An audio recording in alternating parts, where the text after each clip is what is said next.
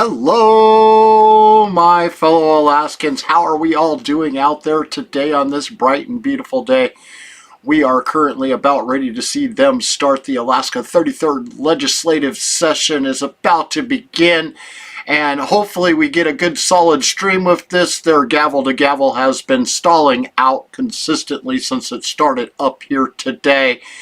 As you can read in the comments that I have left up above for this video, this is one of the most corrupted legislative sessions that is about to begin, the 33rd legislative session that Alaska has ever seen in, I would say, decades upon decades. The coalition of senators that have formed the majority are all headed by inside of the committees that have 100% control of everything that is going to happen there, including what gets dictated to us all in the future for the final budget, which by the coalition that they have formed, we might as well just say what it really is. It's the illegal Binding Caucus that is started this all. We all know who they are. They are made up of those that have sold out to the special interests of Alaska and making sure that they are a yes vote on the final vote for the budget. Boy, I really do hope the gavel stream quits stalling out there. It is definitely having a problem from what I am seeing. Then let me make sure that it's just their stream that is having the issue. It looks like I'm not having any problem here on the screen from what I'm doing with my monitoring in the background here.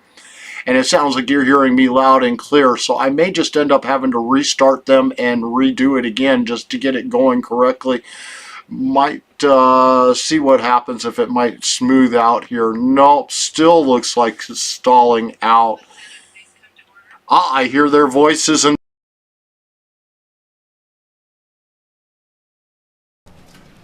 Pursuant to provisions of the Constitution of the State of Alaska, the Uniform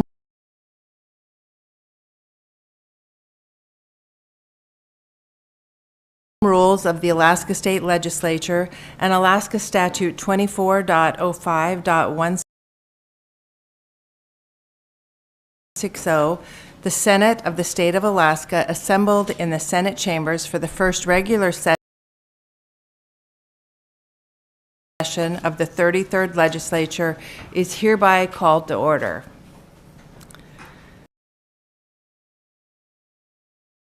The presentation of the colors and the Pledge of Allegiance will be given by the Girl Scouts of Alaska from the troop that's led by Alanita Danner. If I could ask folks to rise, please.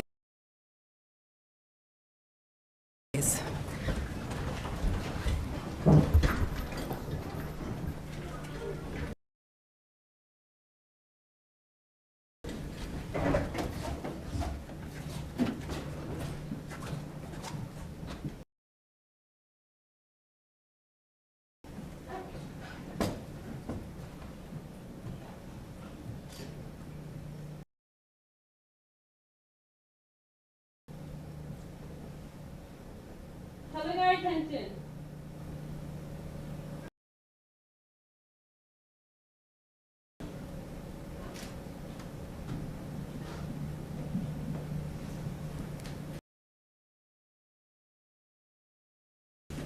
Color guard advance.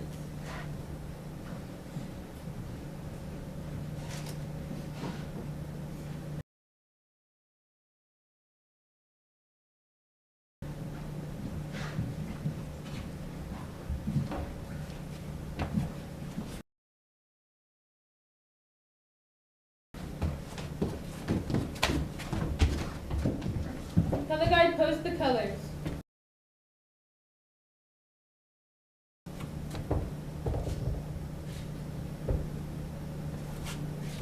Color guard, honor your flag. Please join me in the Pledge of Allegiance. I pledge allegiance To the flag of the United States of America and to the republic for which it stands, one nation, under God, indivisible, with liberty and justice for all. Public are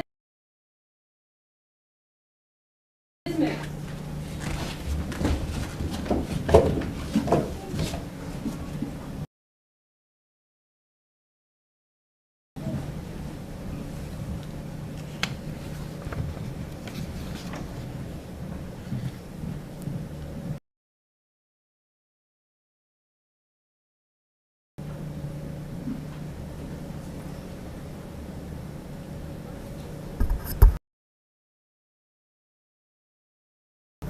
The Alaska Young Voices, led by Missouri Smith, will now perform the Alaska flag song, and I'd like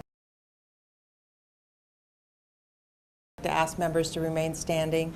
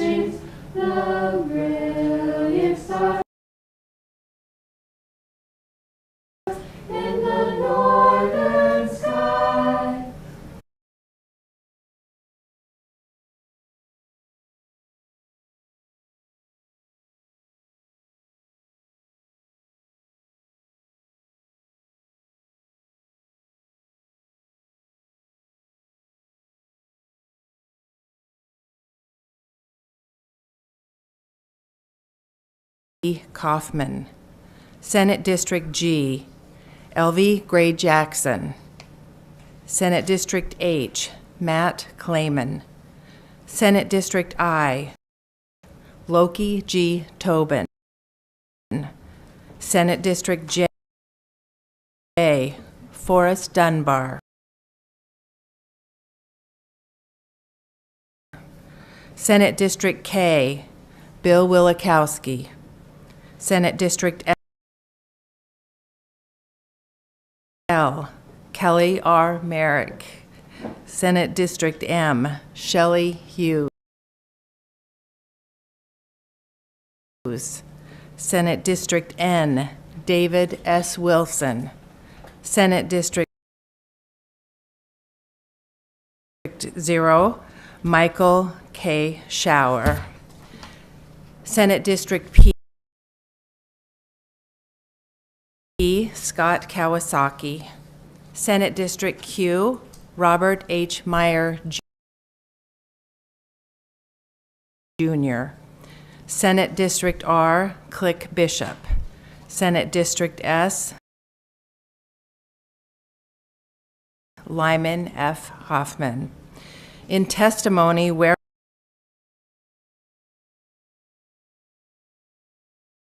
I have hereunto set my hand and affixed hereto the seal, the state of Alaska at Juneau, the Capitol this 30th day of November, AD 2022, Gail Fanumii, Director, Division of Elections. And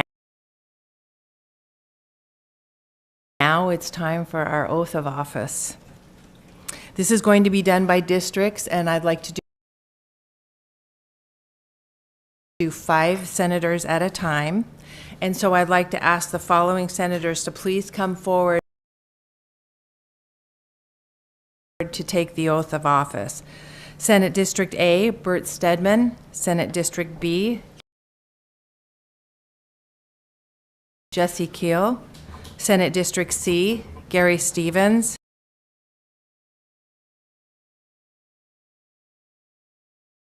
Senate District D, Jesse Bjorkman. And Senate District E, Kathy Giesel.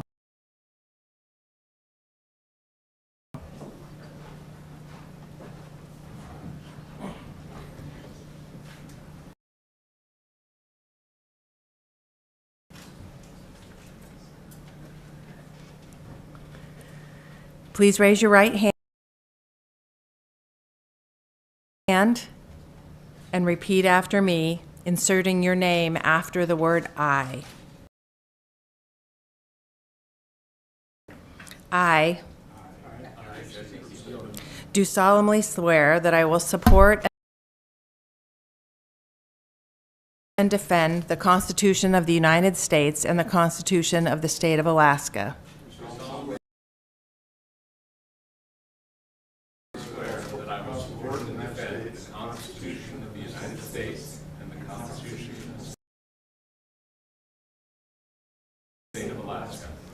And that I will faithfully discharge my duties as state senator.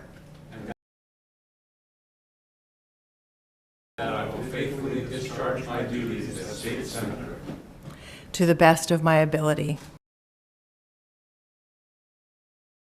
To the best of my abilities. Congratulations, senators. Thank you.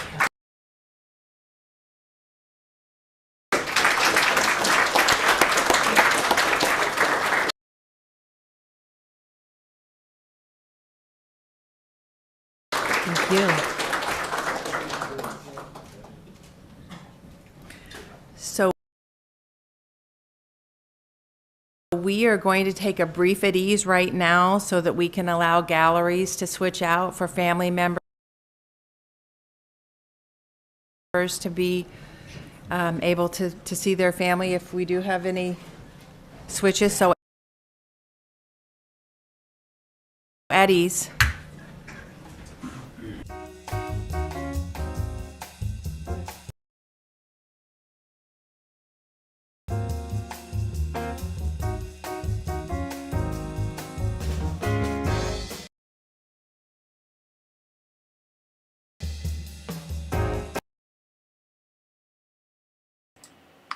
Okay, bear with me, folks. I am trying to get a much more steadier feed for this.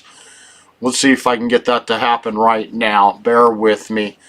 And I don't know what the hell is going on with Gavel or what they think they've got on their agenda for what they're trying to do, but this is definitely not working out well for me. Supposed to have been live on their website, and I'm trying to get it to come up on the website, and absolutely nothing comes up there at the moment, making this a little frustrating on my end to get things going. And I don't know why. There it is. Now it shows up. All it would show before was Senate Committee on Committees. Let's see if I can get just directly onto, instead of using the gavel.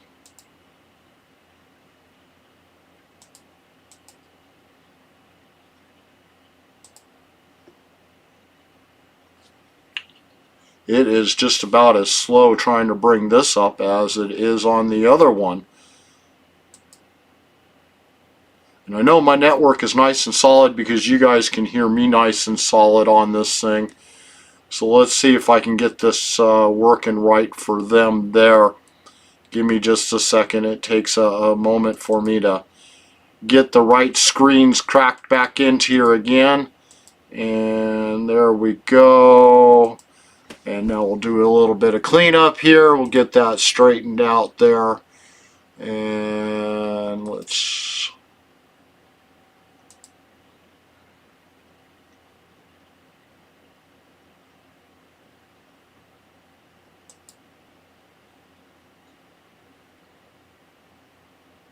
All right, let's get the audio going again. Sorry about that. And that I will faithfully discharge my duties as state senator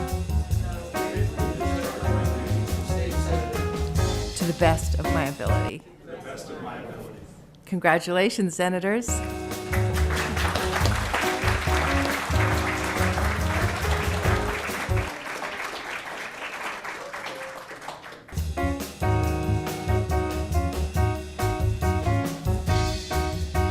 Thank you. So we're going to take another quick at ease for the changing in the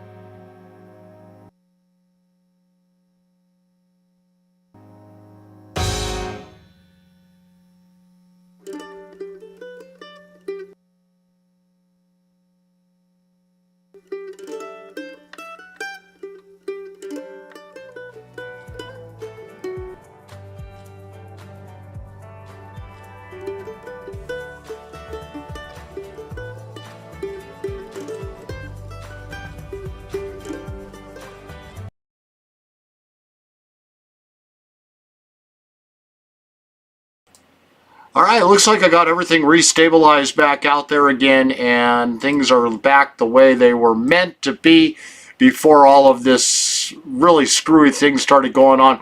Gavel to Gavel's website is literally sputter and stutter and stall and could not get anything going. I went and tried to get to the KTOO's page for their restream of the Gavel's page, and it was not showing up on the list. It was only showing the 1:30 appointment, and it wouldn't pull up. And then finally, lo and behold, there it is, and it's very stable on KTOO's page, as you can tell. The stuttering and sputtering has eliminated. I wish it wouldn't have happened to begin with.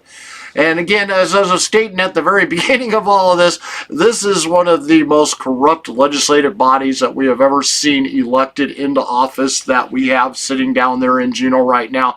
You can see Kathy Giesel right there. We worked adamantly to get her removed because of how corrupt our government had become under her down there, and now they elected her right back in. Ranked choice voting, put back in the people that we had completely removed from office, and undermined anything that we had going on within our state, trying to bring any accountability. It's going to be a very, very tough legislative season, seeing who has been put in charge of these committees out there and who is the ruling party in the Senate Finance.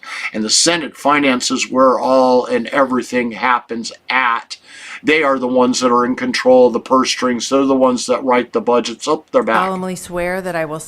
Will the following senators please come forward to take their oath of office? Support and defend Senate District K, Bill Wielechowski.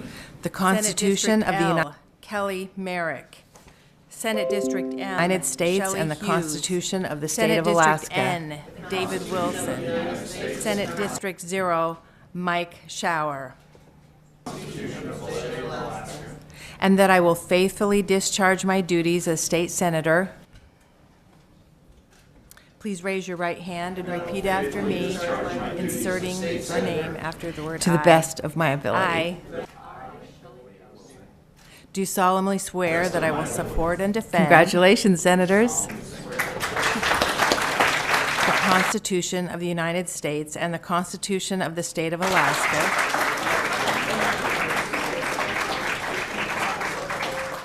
And that I will faithfully discharge my duties as state senator. To the best of my ability. Congratulations, senators.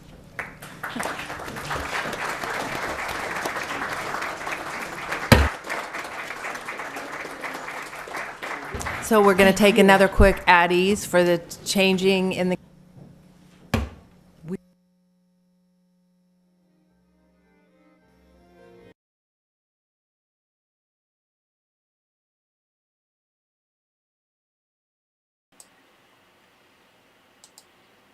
as I was saying, the ones that are in charge of the Senate Finance Committee, they are the ones that are in charge of the purse strings, deciding what is going to happen here in the future and what budgets get passed and who gets what money and what special organizations are all going to be getting their coffers refilled. And to be in the Senate coalition this year, remember the Binding Caucus rule that the Senate majority the last couple of years were so proud, oh, we're not part of the Binding Caucus, there is no Binding Caucus. Well, guess what's back in control? The Binding Caucus. They have sold out our voices and votes once again if they are in the majority, and there's only 3 there that are not. Oh, they're scavenged back in. District P, Scott Kawasaki. Senate District Q, Robert Myers Jr. Senate District R, Click Bishop. Senate District S, Lyman Hoffman.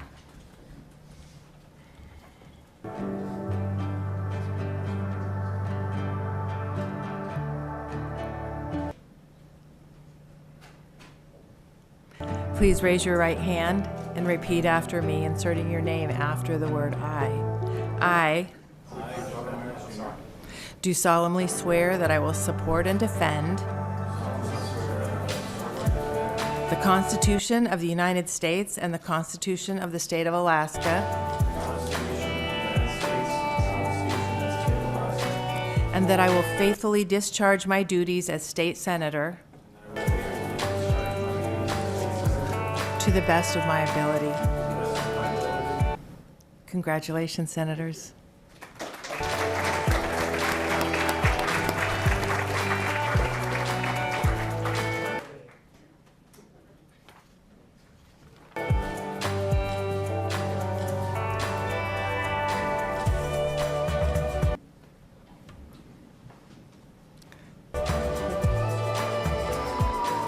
That was pretty exciting. What an honor to be here with you all today and to swear you in. I'm going to take advantage of the very brief privilege of the floor that I have right now for just a minute. You know, the job and the responsibilities that you have in your position are huge. And having served in the other body, down the other end, for a few years, I know that your jobs are 24/7. They're on your mind all the time. You want the best for your constituents and all of the people of the state of Alaska, and it's a huge responsibility. The people of the state of Alaska have put all their faith and trust in you. They have elected you to come here and represent them in this wonderful, beautiful, historical institution that we have here at the Alaska Senate. I've worked with many of you, and I know many of you personally, and I know that many of you, in fact, I can't think of one of you that hasn't made great sacrifices to be here. Whether it's family time or work time or hobby time or sleep time, you've made many great sacrifices to be here. And I, as well as many other Alaskans, recognize that and want to thank you for that. And I know that you do your very best to represent Alaskans. We have critical times, critical issues that we're dealing with. I am confident that every member of this body has the ability to work together to resolve those issues. We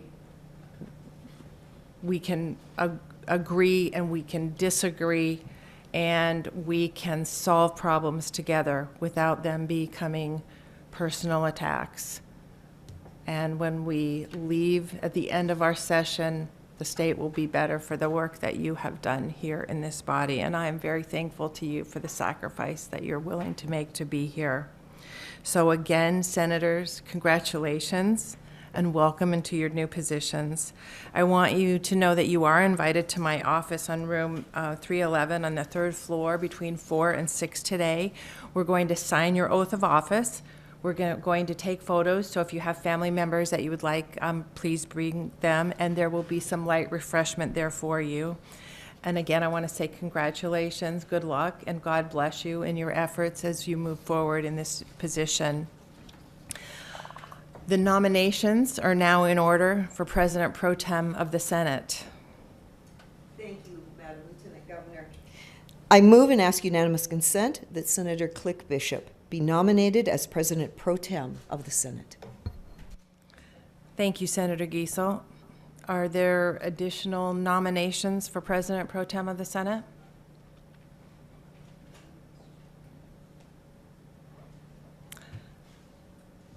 Senator Giesel.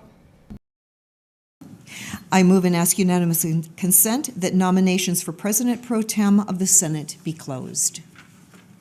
There being no further objections, the nominations are closed. Senator Giesel. I move and ask unanimous consent that Senator Click Bishop be elected as President Pro Tem of the Senate.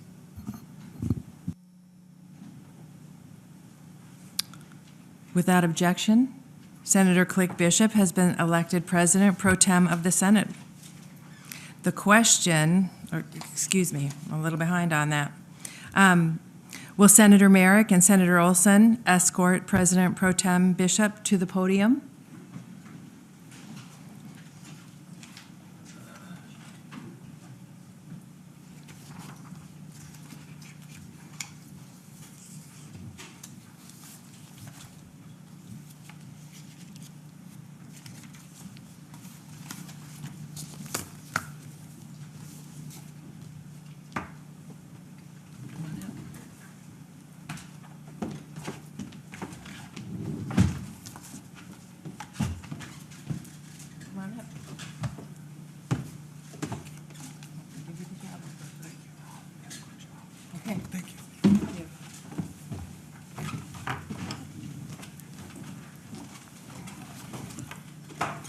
Thank you, Lieutenant Governor Dahlstrom. Will Senators Merrick and Olson escort the Lieutenant Governor from the chamber?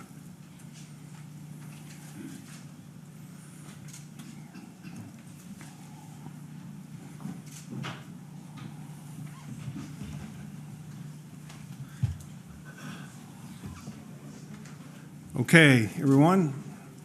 Under the provisions of the law, Alaska Statute 24.05.120, the Uniform Rules of the 12th Legislature, first session, as amended in 1985, 1988, 1989, 1991, 1998, 2001, 2003, 2004, and 2008, 2011, 2012, and 2018 will serve as temporary rules of the current legislature until permanent rules are adopted. Nominations are now in order for president. Senator Giesel. Mr. President Pro Tem, I move and ask unanimous consent that Senator Gary Stevens be nominated as President of the Senate for the 33rd Legislature. There being no further nominations, Senator Giesel, excuse me. Mr. President Pro Tem, I move and ask unanimous consent that nominations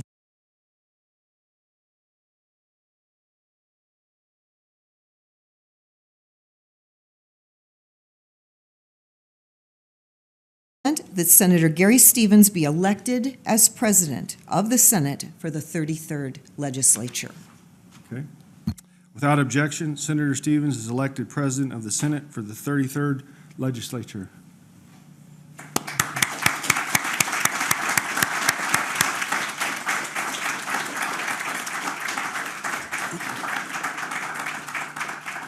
At this time, will Senator Stedman and Senator Hoffman escort President Stevens to the podium?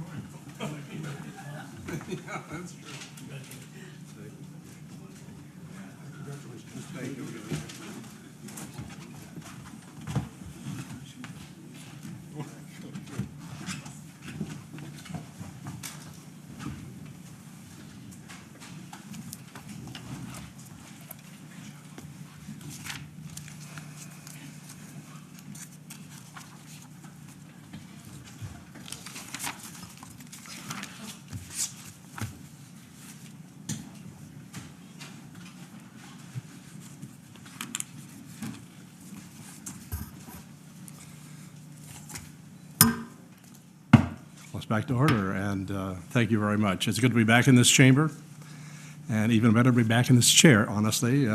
It's a great pleasure for me to welcome returning senators to the 33rd Alaska State Legislature, and also to welcome the newest elected senators to this chamber. With all of its history and with all of its tremendous traditions over the years. I thank you for your trust in me, for your willingness to allow me to serve as president. It's a heady responsibility, and I accept it with humility and dedication to this institution and to all of you as state senators who represent the people of Alaska.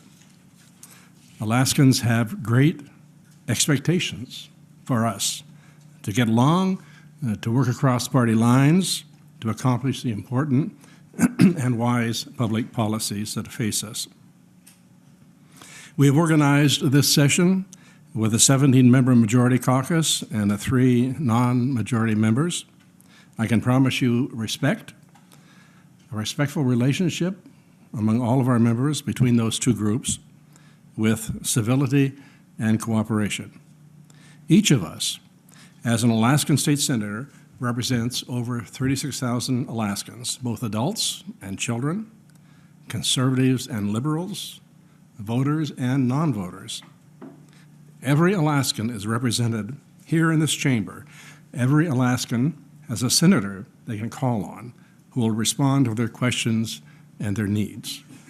We may disagree, and in fact, we will most certainly find areas of differences, but we know that we have to work together to accomplish the enormous tasks and challenges ahead of us. 10 senators of any party can accomplish very little. Everything we do here demands at least 11 of us to come to agreement across party lines. Alaskans expect us to find solutions that work, that respect the right of all Alaskans, and that moves our great state forward. When you visit our federal capital in Washington, D.C., you see the aisle that divides Republicans from Democrats. You see the same thing in many state legislatures, but not here in Alaska. Our state Senate has no such division. Virtually every senator in this room, when you look to your left or your right, you will find a member of the other party. We sit together with no barriers to discussion, to debate, and friendship. We communicate and we find out what our common interests are, as well as our differences. So there is no crossing the line here. There is no physical barrier separating us. I truly look forward to the next 2 years of the 33rd Alaska State Legislature. All of us, all legislators, have enormous responsibilities, and all will be fully engaged in the legislative process. The session will be filled with hard work, discussion, and debate. Thank you for your dedication to your constituents, to the Senate, and to our state. We will now move on to introduction of guests, and it's my pleasure to be able to begin introduction of guests. I have a constituent out there who may have voted for me or may not have voted for me, thanks to that pesky secret ballot. My wife of 49 years, if you would stand. My best friend and the mother of our children. And 2 of our children are here with us. One could not be with us due to her work, but we have Natalie from Anchorage, our youngest daughter, and Matthew, our son, from Los Angeles. Please welcome them to the Senate.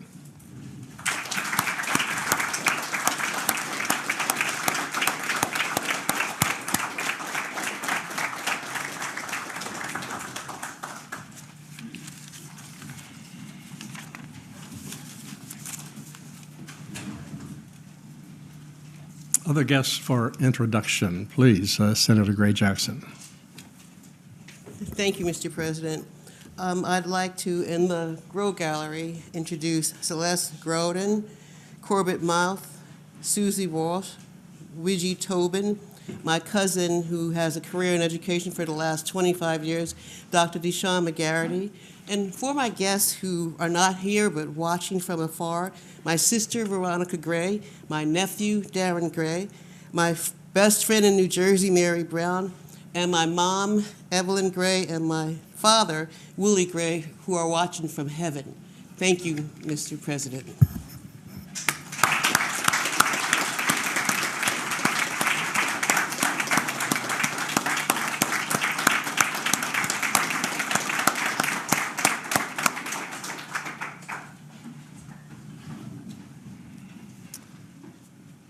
Yes, please, Senator Clink Bishop.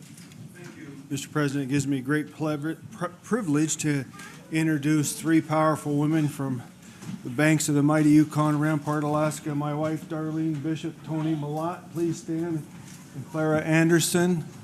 My two mothers looking down from heaven. I'd like to thank my dad and my daughters. Thank you.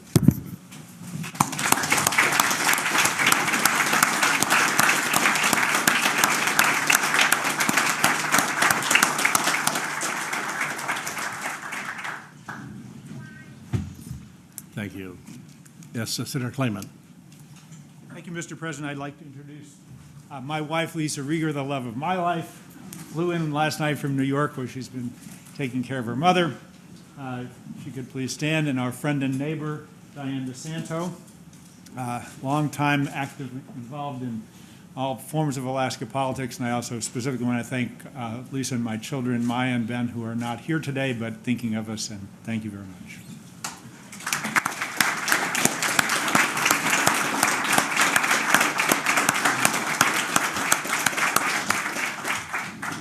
Thank you. Senator Keel. Thank you, and good afternoon, Mr. President.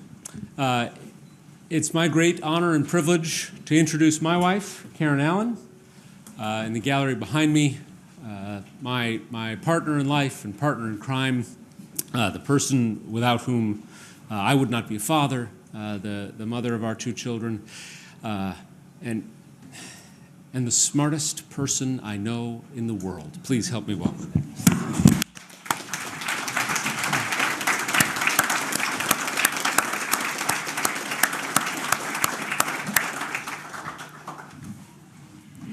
Thank you. Senator Hoffman. Good afternoon, Mr. President. It gives me distinguished pleasure to introduce someone that hails from the frozen banks of the Kuskokwim, my lovely wife for over 50 years. In the last 5 years, we've spent less than 5 days apart. Wherever I go, she goes. Wherever she goes, I go. And that is the reason that I'm in the straight and narrow. She always has me going in the right direction. Please give a warm welcome to my wife, Lillian Hoffman.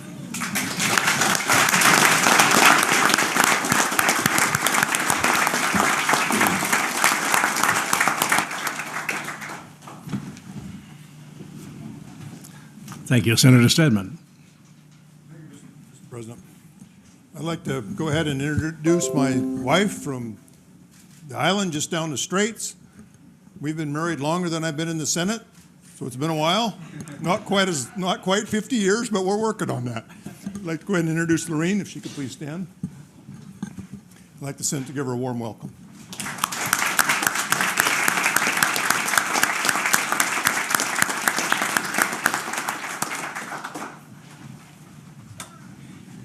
Thank you. Senator Bjorkman. Thank you, Mr. President. I'd like to welcome to the Senate today, seated in the Girl Gallery, my beautiful wife, Jamie, and our two kids, Blake and Brenna. Please join me in welcoming them to the chamber today.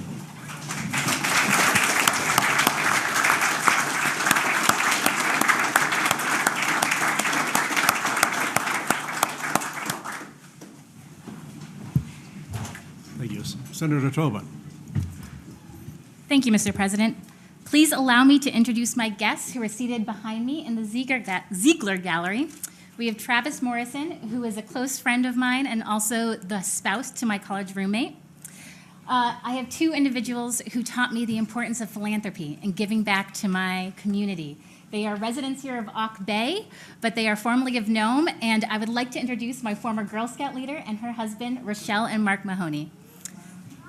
I also have the person who, if you want to know why I have umlauts on my name, and my name is pronounced Lukey, my father, former Nome City Council member and Nome School Board member, Lou Tobin. And then Also, we all know my very dear friend and close mentor, Senator Tom Begich, the now former senator for Senate District J, and the person who makes me better every day, and the person who made all this possible, my spouse, Walker Gussie. Thank you, Mr. President. Please join me in welcoming me.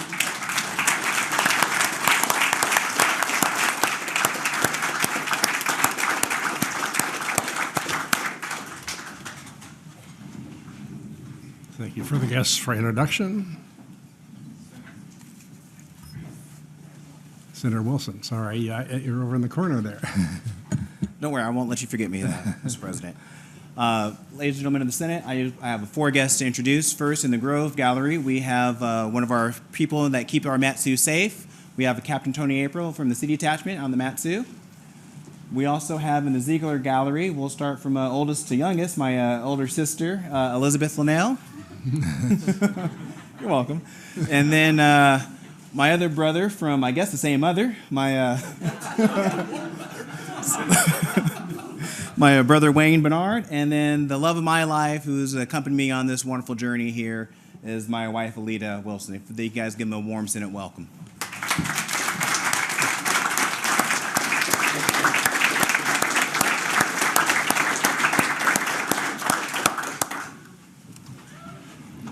Thank you. Senator Dunbar. Thank you, President Stevens. I have 3 friends from Anchorage who came down to see this ceremony. One, unfortunately, is not in the gallery anymore, Ira Slomsky-Pritz, but we have 2 residents of Anchorage, Anna Brawley of the Turnagain Community Council, and Yarrow Silver, fellow resident of East Anchorage. If we could please give them a warm welcome.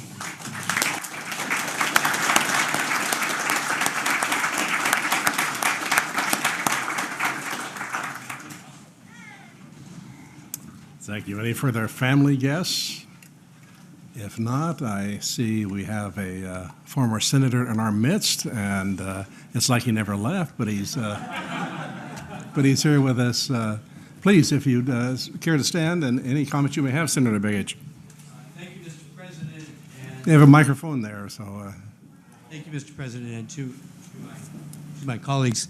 I'm going to reserve the right to speak to the Senate at some later time, so I'm going to reserve my time, but thank you for the privilege. Thank you. There are no further introductions. At this time, I'd like to appoint the Committee on Committees, Senator Stevens Chair, Senator Wielechowski, Senator Giesel, Senator Bishop, and Senator Hoffman. When the Senate stands in recess, I would like to appoint Senator Bjorkman and Senator Gray Jackson to notify the governor that the Senate is organized and ready to do business. And I'd also like to ask Senator Clayman and Senator Merrick to notify the House that the Senate is organized and ready to do business. Senator Giesel. Mr. President, I move and ask unanimous consent that the Senate stand in recess in order that the messages can be delivered to the governor and to the other body, and that the Committee on Committees convene and deliberate. Without objection, the Senate stands in recess.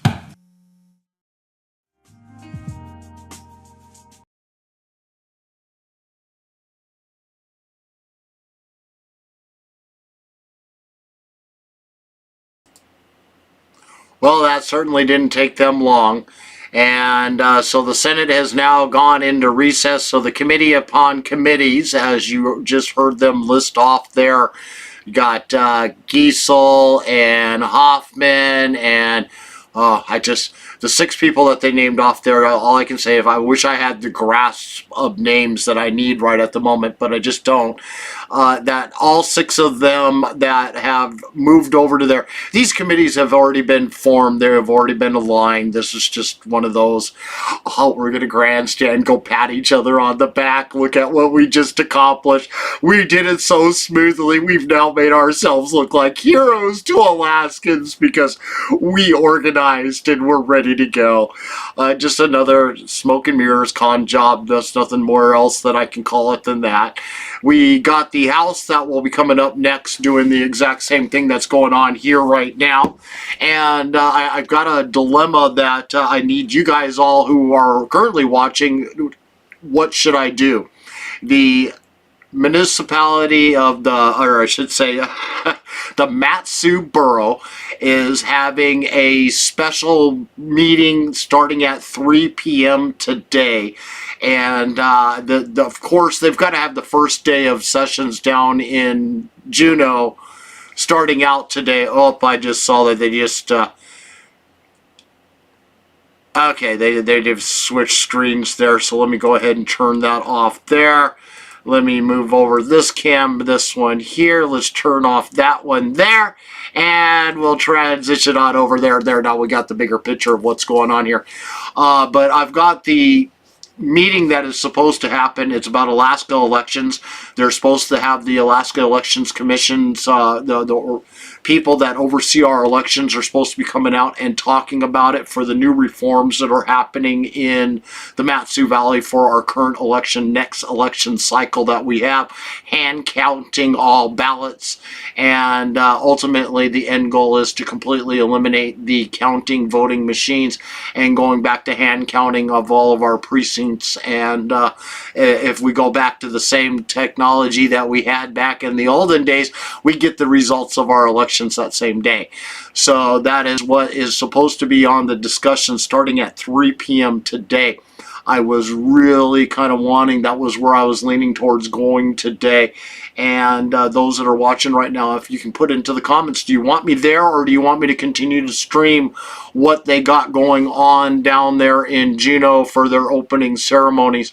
It's one of those catch-22s right now, I tell you, to try to figure out what to do here and what is the next step to go. Do I just pick up next and capture the House's session that's supposed to start here at 2 p.m. for their opening ceremonies, or do I go to the Mat-Su Borough and go and live stream what is happening with the elections out here? What do you think is more important? Either or, the other one, I could always recapture their stream afterwards and rebroadcast that one back out. Nothing like being there in person though, versus having the restream someone else's stream like I'm doing here right now on this. And the House floor session is supposed to start at 2 p.m., which is not that far away, and the Senate floor session for their opening ceremonies has just ended. We shouldn't have the problems that we had before. When I originally started this feed today, it was with the what's the word that I'm looking for there? I was on Gavel to Gavel's website, and that's where that's where everybody that's in the rural communities, the bush, all of those good places out there are getting their live feed from to watch the Gavel to Gavel that's happening down there in Juneau, because they've got public TV, and that's pretty much their feeds, and that's what they get to see going on there. And it kind of boils down to, where do we go next? What's going to happen next here for them down there in Juneau? And what direction is the House going to go? And what direction are we looking at for where the legislation is going to be falling at here in the future? I have looked at the bills that have been submitted. The Alaska Beacon, if you were to actually go to Gavel to Gavel or Gavel Alaska's website on Facebook, they've got an article by the Beacon, and the Beacon did a very good job of actually putting titles on every single bill that has been submitted, and they're planning on keeping up with every bill. At least that was the promise they gave in their article, that they plan on updating this article over and over and over again with every bill, any title changes, which ones have actually been heard, if they've been assigned to committees, so on and so forth. And that'll be really good to see and follow along with. So thank you, Alaska Beacon, for that little tidbit that I found today. And that was on Gavel Alaska's website. And they don't post very much on Gavel Alaska. Gavel Alaska used to be their Facebook page, and that is where they would do all their live streams onto Facebook. Well, back in 2021, they stopped doing that. COVID locked everything down, and they use that as an excuse to get rid of all these other services that they used to use and that they used to provide to us. And KTOO took over all of their streaming services, and KTOO decided that they weren't going to stream it onto Facebook anymore like they used to, cutting off another access, another way we could have been able to watch this, which is one of the reasons why I've been trying to stream them since day one. I mean, I started doing this just directly from a television set and setting the camera up in front of the TV and streaming the gavel to gavel back to everybody else onto Facebook prior to them even trying to put it on Facebook. And then as the years have gone by here over the last couple of years, I've gotten it, the technology has improved, my skills have improved. As you saw today, I'm scrambling to capture new feeds and new streamings of it and then make it look good on the screen by the time I'm all through. And those are skills that you have to be taught how to do or teach yourself how to do. And I've taken the time, banged my head, and so that we can get this information out to everybody else. And I am just waiting for the House floor session to begin, which will be at 2 o'clock. I guess from the consensus that I have here that they want me to stay for the House. So yes, I will be staying for the House. It should be starting here in just about 5 minutes from now. And then it will be back up and running.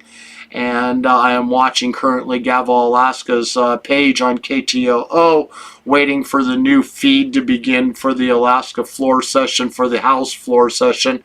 And they've cleaned up their menu a little bit compared to what they were showing earlier. And then as soon as the House floor session is over with, wow. Okay, so they're planning on doing the House floor session at 2 o'clock. And while the House floor session is going on at 3:30, the Senate majority is going to have their press availability. So hopefully it'll be processed by the time the floor session is over with for the House. And we can move right on over to the Senate majority press availability. But it took 45 minutes for the Senate to get through, and that's only half the members to be dealing with. Here in the House, they've got 39 of their members, I believe, that they had one that wasn't there, or it could have been the one in the Senate, I can't remember. But anyways, it's going to take twice as long for the House floor session. But the Senate majority is having their press availability immediately while the House floor session is going on. Talk about transparency. Let's make sure it's not as easy to find and all that other good stuff. But that's where it's at right now.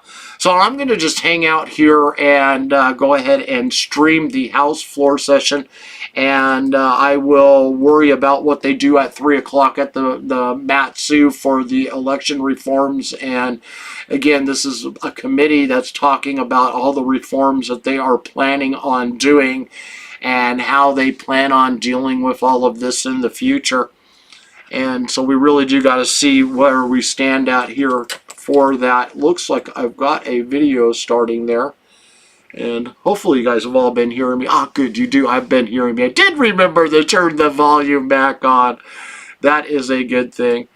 And, okay, well, it says 2 p.m. It's supposed to be resuming. Let's see if it actually does here on the screen. I'm still waiting. So we've got to watch them swear in all of the new members, and now it's moved into a committee's meeting, which Senator Kathy Giesel and Lyman Hoffman and all of the deep-seated cronies that are there's names were all thrown up onto the books to go and talk, the 6 that were selected there. And now they're going to go and talk about the committees that are going to be happening out there. Well, if you're keeping up with the news that's been going on, and I have, and which I'll get much more active posting on all of that here now, and making sure that you guys are just as updated as I am. They've already been formed. They've already decided who's on these committees, who's going to be inside of the finance. It's the same old cronies that it's been, and the newest ones that have been elected have been there before, just got voted out and now re-elected thanks to ranked choice. They are in charge. They are definitely going to make sure that the special interest agenda, the one that I highlight in my comments up above for this video, they are going to make sure that their pocketbooks are lined. The school budget, doubling of it, is going to definitely be on the top of their agenda this year. And I'm not necessarily saying it's going to be doubled, but I've been hearing rumors about a 20% increase. They get $1.3 billion right now, 20% more on top of that. Just to give you a concept of where they're shooting for these school budgets to head. They are talking about bringing back defined benefits, and that is supposed to be one of the key things that they're going to be discussing this time around. And defined benefits, we've had those before here in our state. It put us 20+ billion in the hole. They still have about $4 billion that they're trying to pay back of that, and it's been less than a decade since they got rid of the defined benefits that was bankrupting our state, that caused that $20 billion hole that they still have a deficit on. We don't need to be bringing back stuff that already has been proven a failure. It's like socialism. No matter how many times it's been tried, it doesn't work. Quit bringing failure to the table. Same thing when it comes to our school districts. Quit giving us the same old platform that you do year after year after year. It's a failure. We know it is. We're worst in the nation at double to triple the cost of anywhere else. And you're demanding more money.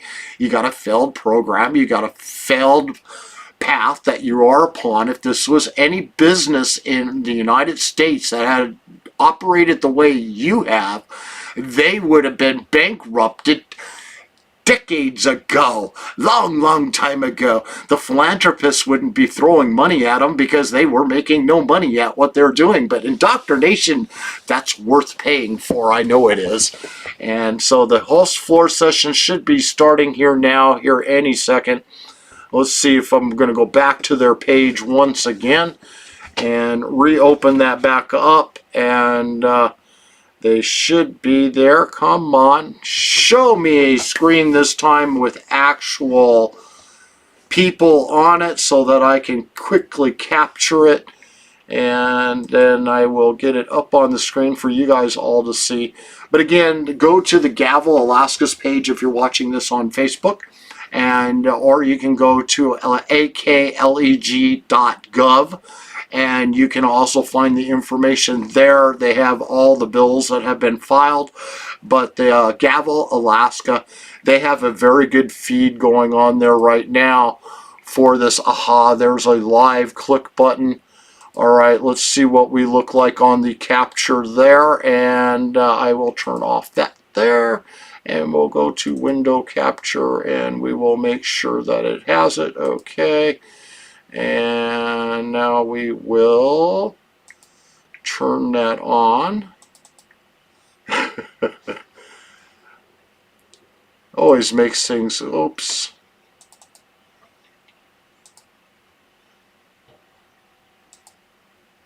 And oh, I always love it when it looks like it got it right back right where it needed to be. Perfect. That is just the way it should have happened. And that is good to see. So they should be beginning this here real soon. Here in just a second, they will be beginning the House opening 33rd legislative session for the state of Alaska, and it will be their turn to swear in all the newest members, and they get to do their little tiny speeches. And but since they have not organized, unlike the Senate that we just got done watching here just a little bit ago, they will be electing a pro tem president, and they will not be immediately electing one to replace him like they did with Gary Stevens, now the president of the Senate president there. We don't know who that's going to be here in the House. There has been no word that any organization has been, or majority has been reached there.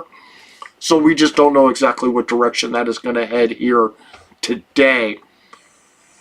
Right now, if we just go by the decades of history that we have when it comes to our Senate and our House in Juneau, the House is going to align once again with a coalition, like they labeled themselves last year, a coalition that will align themselves with the majority, that will be the Democrat-controlled, Rhino-controlled majority that we had seen the previous 2 years, the previous 4 years, the previous 6 years ago, the sessions that I'm naming off, you know, the 2-year time terms between newest elections of House members.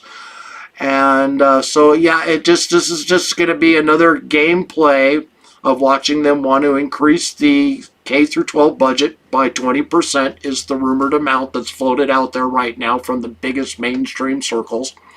And we are looking at defined benefits being a big push. Those that are old enough to know what it was like when we here in Alaska had them before, it nearly bankrupted our state. We're still $4 billion in the hole trying to capture that back up. And you hear it right now with like the buses and their contracts, and that their pension programs and all of that is underfunded and underpaid too. And this is on top of what they want to do with the defined benefits program. So you add that all up, our state is damn near broke because of bad government, bad people in legislature that have no clue what they're doing, just rubber stamping it because they were elected by these politicians, by these lobbyists, these special interests to do the job that they elected them to do, not do what is best for the constituents that they represent, the voices and votes that they should be listening to, not the ones that are lining their pockets, re-spending the money that we Alaskans work hard to get and give to them in the form of taxes, whether it goes to what you're paying for your property taxes, your city taxes, your road taxes, your gas taxes, your cigarette taxes, your alcohol taxes. You can keep on going up and down the line. You see it every day. You go to the grocery store and you got to go and buy yourself a dozen eggs, and you're paying double what you did 2 years ago, or actually almost triple at this point. It's 1.5 times more than what I used to spend for my eggs, and it's just getting ridiculous. What I'm paying right now is $2 more than what I used to buy my organic for. And this was from my neighbor down the street. Oh, sounds like they've gotten themselves started there.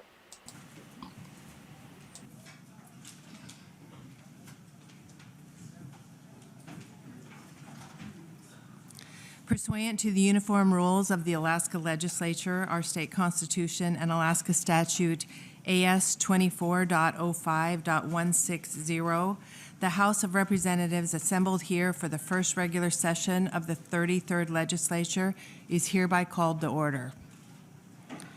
The presentation of the colors and the Pledge of Allegiance will be given by the Girl Scouts of Alaska from troop led by Alanita Danner. If we could all please rise for the presentation of the colors, the Pledge of Allegiance, the singing of the Alaska flag song, and the invocation.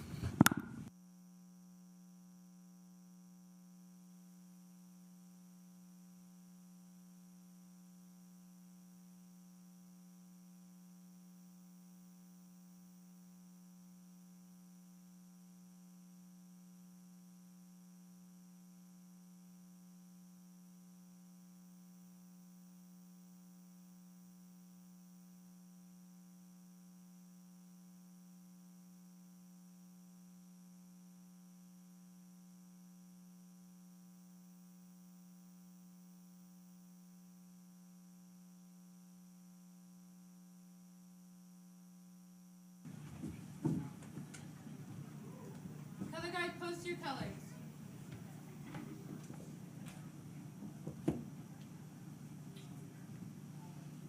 Color guard, honor your flag. Please join me in the Pledge of Allegiance. I Pledge allegiance to the flag of the United States of America and to the republic for which it stands, one nation, under God, indivisible, with liberty and justice for all. Color guard dismissed.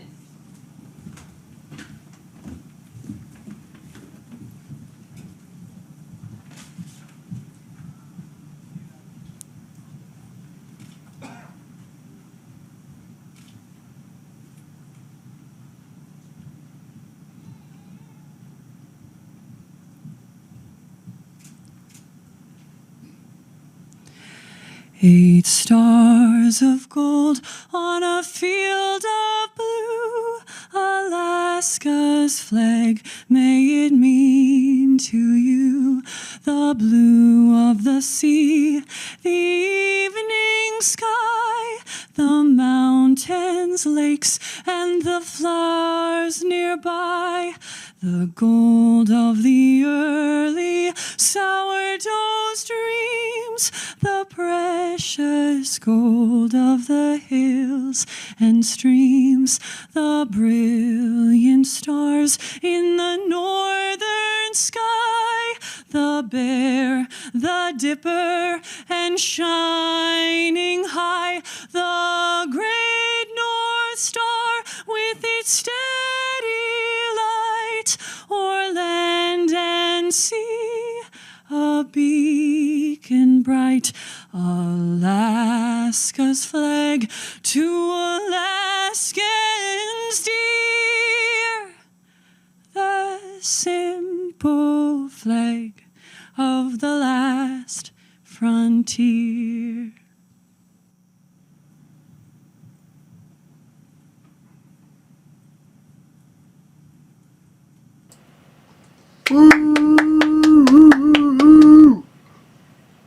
That was awesome.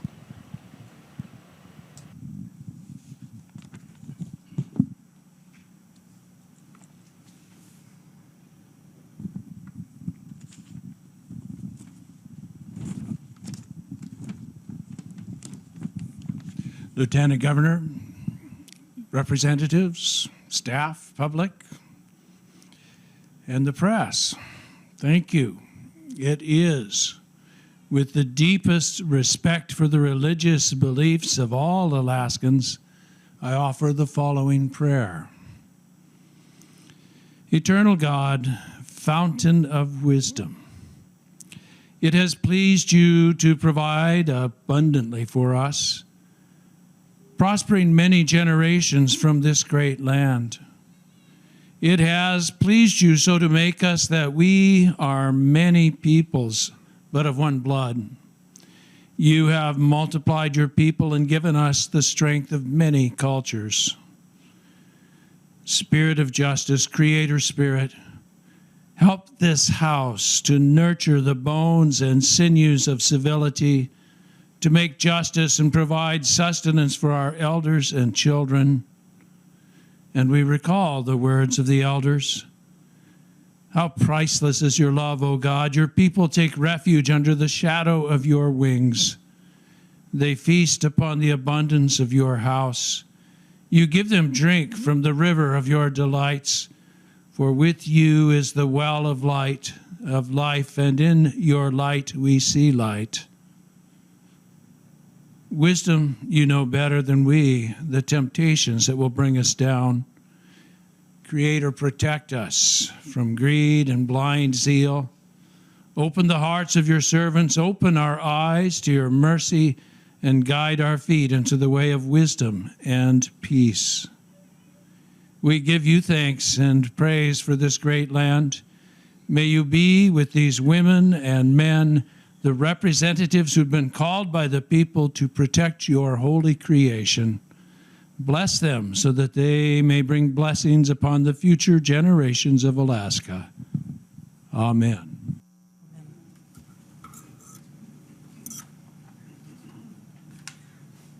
Please be seated.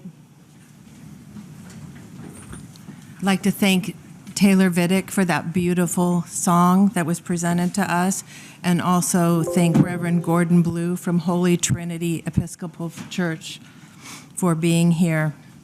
Representative Story.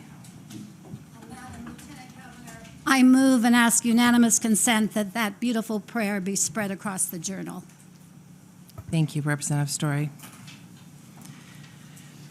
I do understand that we have some guests from the other body. If you could step forward, please.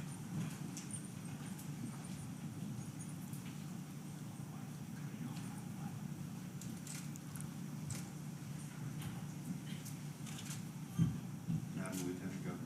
Yes. Here to announce that the Senate has organized and we are ready to conduct business. Thank you very much. We appreciate you coming to announce to this body. Thank you.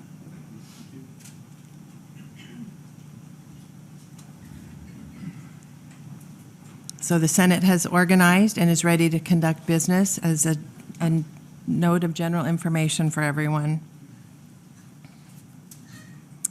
I'd like to read through now the certificate of election from the State of Alaska Division of Elections here in Juneau. I, Michaela Thompson, Acting Director of the Division of Elections for the State of Alaska, do hereby certify that in accordance with the provisions of Alaska Statute 15.15.450, a general election was held on the 8th day of November 2022 in the state of Alaska, pursuant to Alaska Statute 15.15.020, and the following are the certified results for the offices designated. House District 1, Daniel H. Dan Ortiz. House District 2, Rebecca Himshoot. House District 3, Andrea Andy Story. House District 4, Sarah Hannon. House District 5, Louise B. Stutz. House District 6, Sarah L. Vance. House District 7, Justin Ruffridge. House District 8, Ben Carpenter. House District 9, Laddie H. Shaw. House District 10, Craig W. Johnson. House District 11, Julie Colomb. House District 12, Calvin R. Schrage. House District 13, Andy Josephson. House District 14, Elise S. Galvin. House District 15, Thomas W. Tom McKay. House District 16, Jennifer Jenny Armstrong. House District 17, William Z. Zach Fields. House District 18, Cliff Grow. House District 19, Genevieve G. Mina. House District 20, Andrew T. Gray. House District 21, Donna C. Mears. House District 22, Stanley A. Wright. House District 23, Jamie Allard. House District 24, Dan Sadler. House District 25, Delana M. Johnson. House District 26, Kathy L. Tilton. House District 27, David Eastman. House District 28, Jesse M. Sumner. House District 29, George Rauscher. House District 30, Kevin J. McCabe. House District 31, Maxine L. Dibert. House District 32, Will P. Stapp. House District 33, Glenn M. Prox.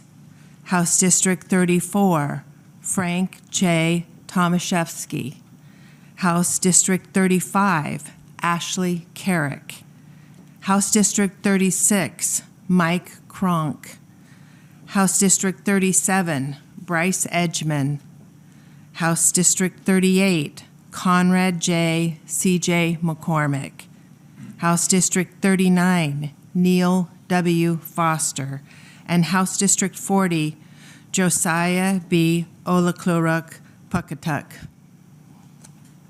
In testimony whereof, I have hereunto set my hand and affixed hereto the seal of the State of Alaska at Juneau, the capital, this 4th day of January, A.D. 2023, Michaela Thompson, Acting Director, Division of Elections. And now we're going to start the oath of office. So will the following representatives please come forward to take the oath of office? District 1, Dan Ortiz. District 2, Rebecca Hemshot. District 3, Andy Story. District 4, Sarah Hannon.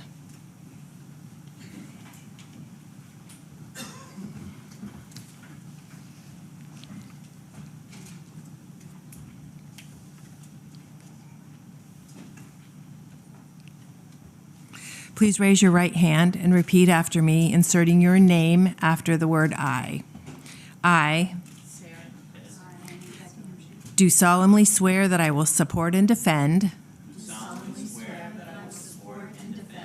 the Constitution of the United States and the Constitution of the State of Alaska. The Constitution of the United States and the Constitution of the State of Alaska. And that I will faithfully discharge my duties as state representative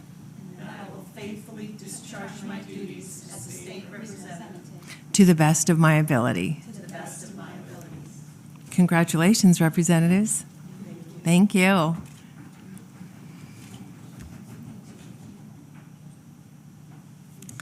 Thank you.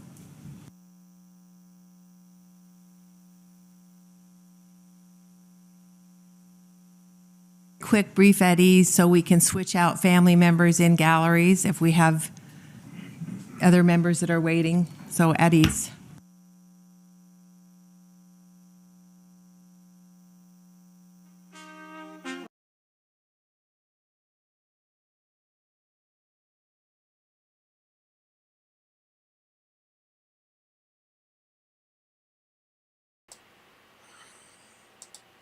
Okay, I got them in my other ear now so I can hear when they go back live. So you guys are watching the swearing in ceremony right now of the members that are there in Juneau in the House. And they cleared up where my confusion was just a little bit ago. It is all 40 members in the Senate. It was only Lyman Hoffman who is a senator, not and so everybody here in the House, all 40 members of the House have to go through a swearing in. They've all been recently just elected to their positions for the 33rd legislative session in Juneau, Alaska. I still have not heard any word if they have any majority in mind, if they've elected a or a House president yet. I get the Senate out of my brain here and get on to the House. If they do like they did last year, I expect something similar to what happened in D.C. to play out here, only in a longer term. Oh, they've started back up there. District 6, Sarah Vance. House District 7, Justin Ruffridge. House District 8, Ben Carpenter.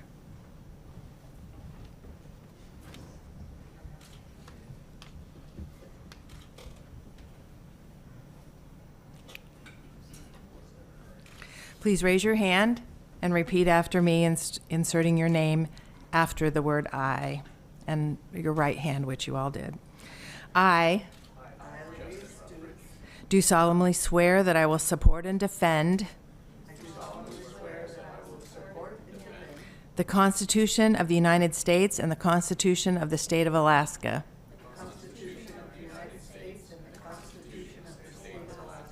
And that I will faithfully discharge my duties as state representative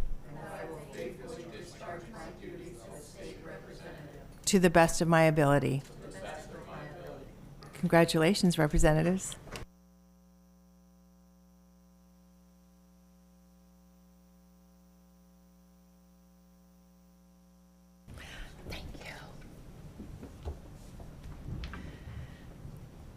So again, we'll do a very brief at ease. If we have family members that need to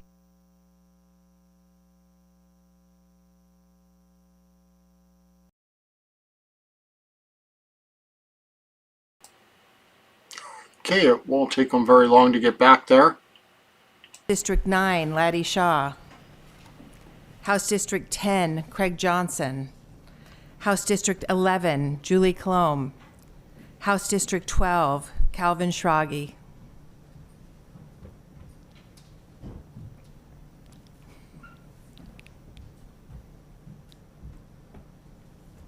Please raise your right hand and repeat after me, inserting your name after the word I. I do solemnly swear that I will support and defend the Constitution of the United States and the Constitution of the State of Alaska. The Constitution of the United States and the Constitution of the State of Alaska. And that I will faithfully discharge my duties as state representative That I will faithfully discharge my duties as state representative to the best of my ability. to the best of my ability. Congratulations, representatives. Thank you. Thank you. Thank you.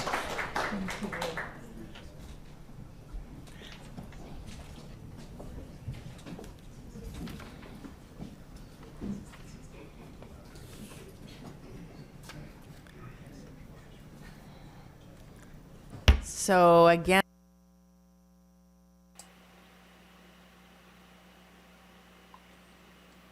So one by one, they flip them on out the door and they flip them back in again.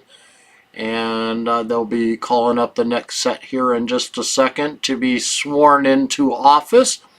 A very interesting day going on down there. And for those that are watching this on rebroadcast, I apologize for the beginning of this. When it all began, we had a problem with gavel to gavel on their actual website. And they were not streaming solidly. That was a problem. It was stutter, sputter. We missed the very beginning of the Senate, and but we were quickly able to correct that and get it cleared up again so that everybody out there was able to see what was going on and what you're watching right now. I went over to KTOO's website and they finally got the link up there, and I was able to rebroadcast theirs instead of gavel to gavel. Amazing how our government's website isn't capable of being able to provide a quality broadcast to those of us that are looking to see what our paid for services produce. But the contracted out ones to KTOO that they're paying millions of dollars a year for, those on the other hand were working smoothly, kinda. There was a little bit of stall out in the Senate's portion. I have not seen that stalling out happening here in the House, and I know it's not my connection that's slowed down or having a problem. I am on the best that money can buy, and I'm not on GCI, which is having a nationwide outage.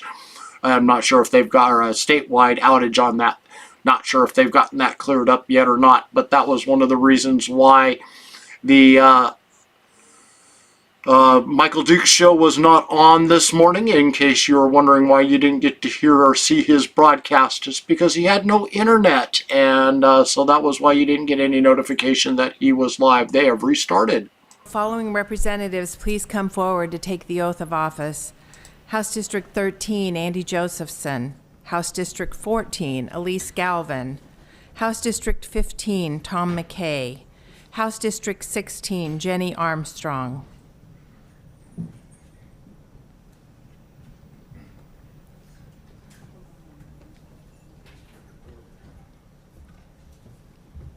Please raise your right hand and repeat after me, inserting your name after the word I.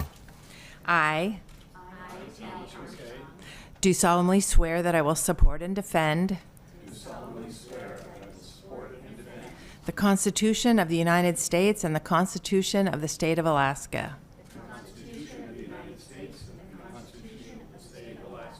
And that I will faithfully discharge my duties as state representative to the best of my ability. Congratulations, representatives. Thank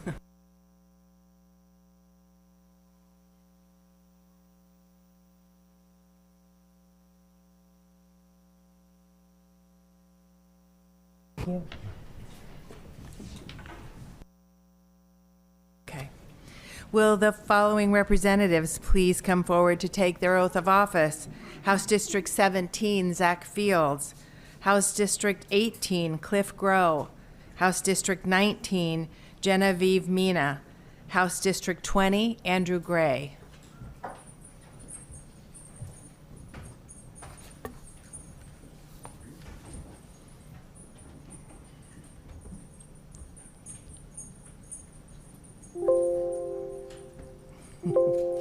Please raise your right hand and repeat after me, inserting your name after the word I.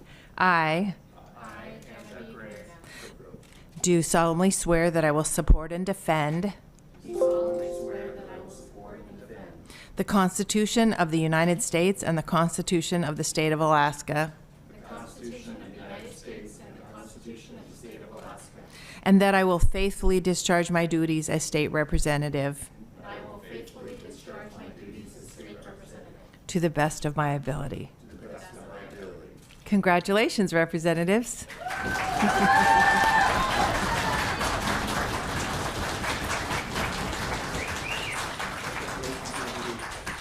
Thank you.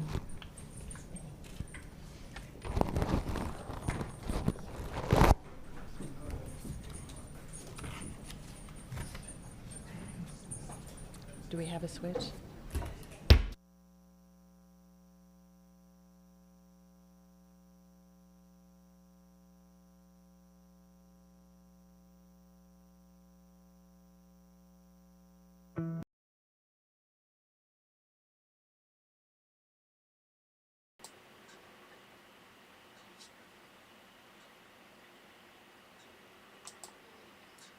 Okay, I've gone back into another at ease here for just a second, so they should be back here in any moment in time.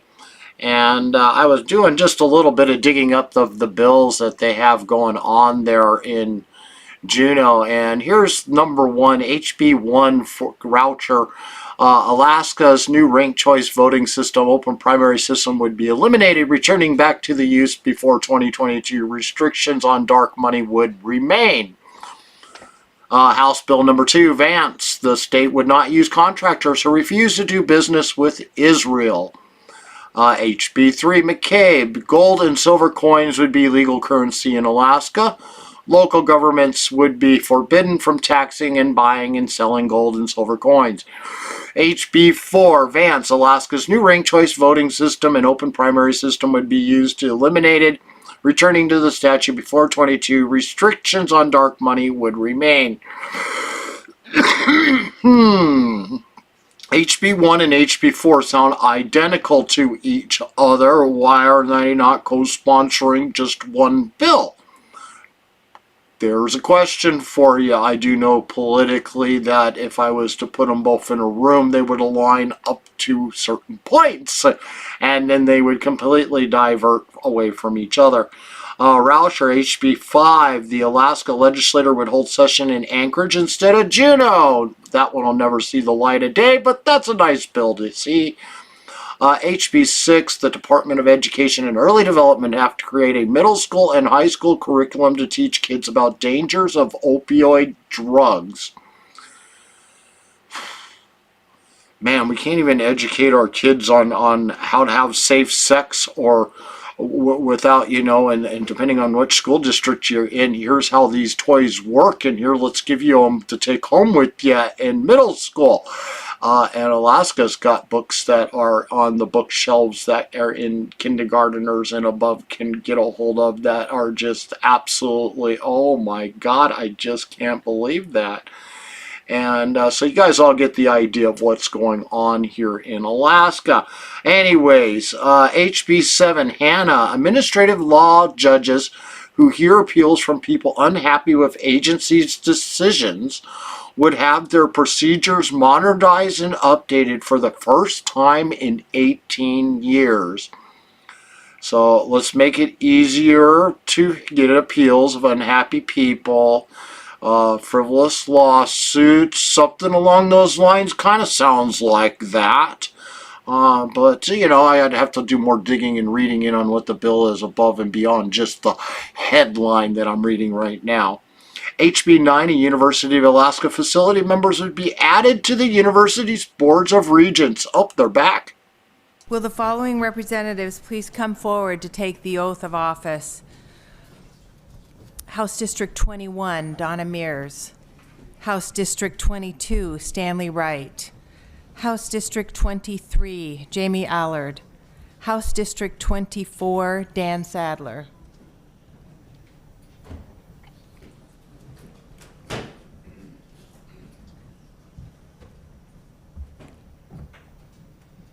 Please raise your right hand and repeat after me, inserting your name after the word I. I do solemnly swear that I will support and defend the Constitution of the United States and the Constitution of the State of Alaska. That I will faithfully discharge my duties as state representative to the best of my ability. Congratulations, representatives.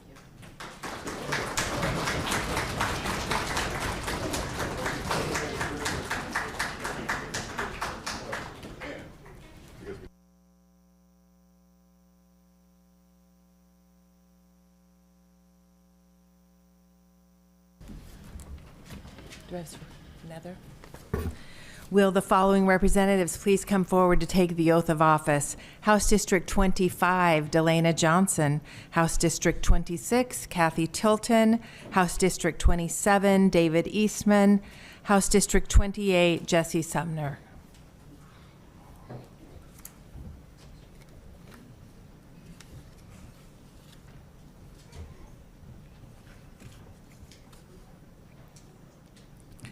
Please raise your right hand and repeat after me, inserting your name after the word I. I do solemnly swear that I will support and defend the Constitution of the United States and the Constitution of the State of Alaska.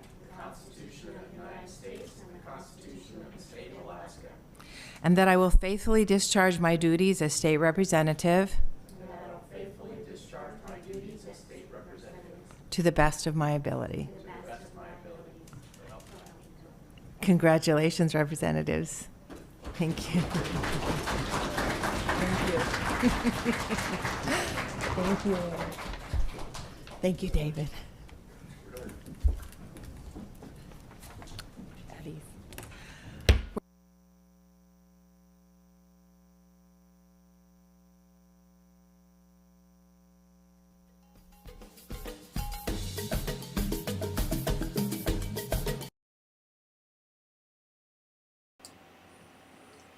Oops, kind of sleepwalking there behind the wheel. Didn't catch that they went at ease again. Darn it, I got to keep that, trying to do my best to keep that elevator music out of this feed here. They really do cost you time and money, so to speak, when they say, oh, you violated our copyrights once again. Shame on you. Shame on you.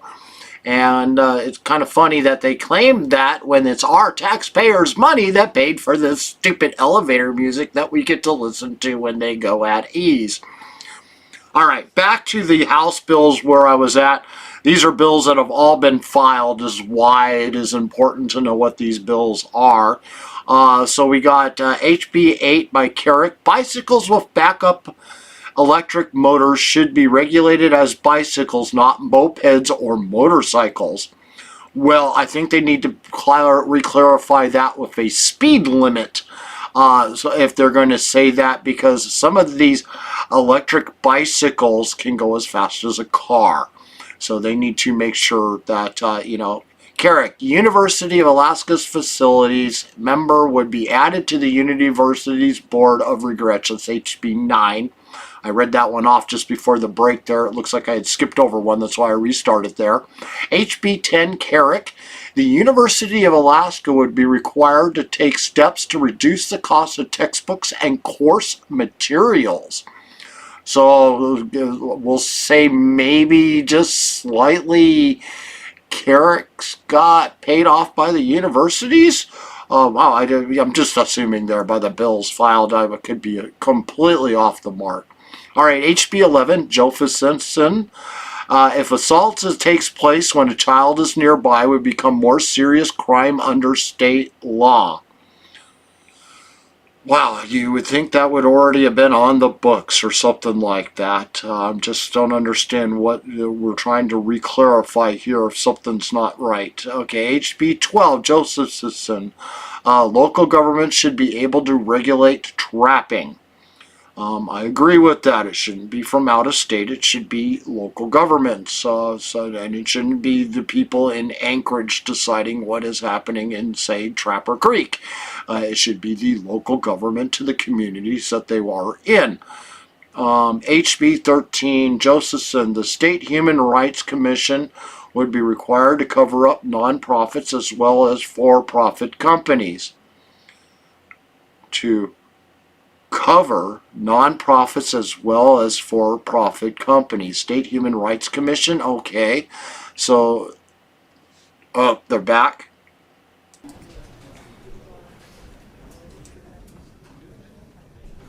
Will the following representatives please come forward to take the oath of office? House District 29, George Rauscher. House District 30, Kevin McCabe. House District 31, Maxine Dybert.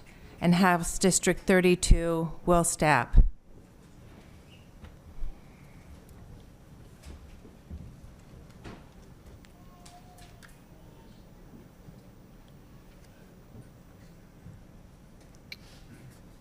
Please raise your right hand and repeat after me, inserting your name after the word I.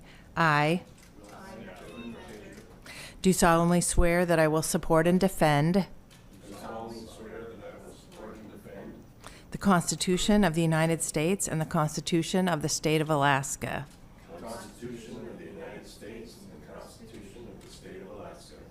And that I will faithfully discharge my duties as state representative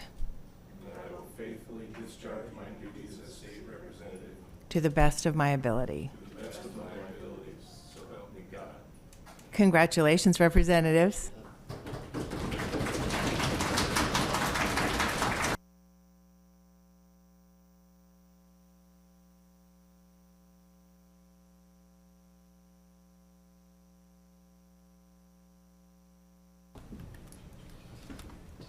Keep going. All right. If I could have the following representatives please come forward to take the oath of office. House District 33, Mike Prox. House District 34, Frank Tomaszewski. House District 35, Ashley Carrick. And House District 36, Mike Cronk.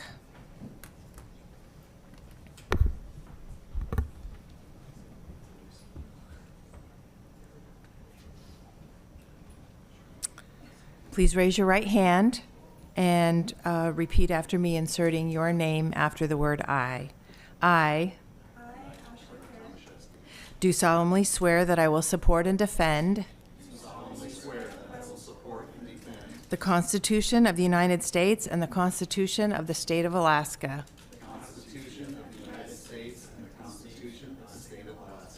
And that I will faithfully discharge my duties as state representative to the best of my ability. Congratulations, representatives.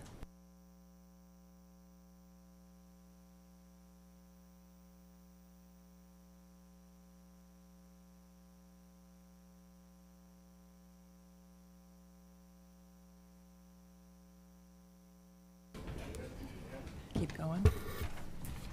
Will the following representatives please come forward to take the oath of office? House District 37, Bryce Edgman. House District 38, C.J. McCormick. House District 39, Neil Foster. And House District 40, Josiah Puckatuck.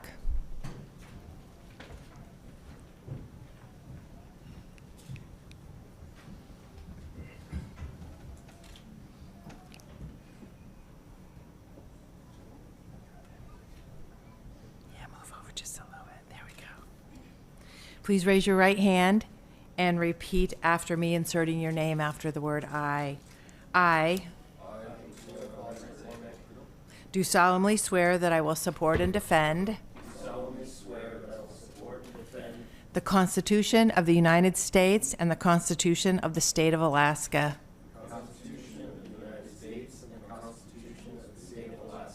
And that I will faithfully discharge my duties as state representative to the best of my ability. Thank you, and congratulations, representatives.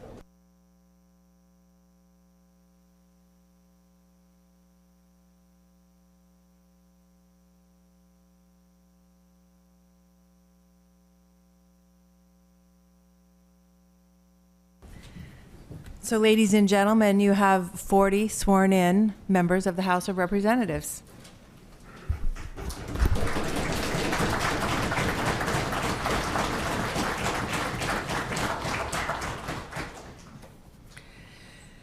So I'm going to take advantage of the privilege of the chair for just a few minutes.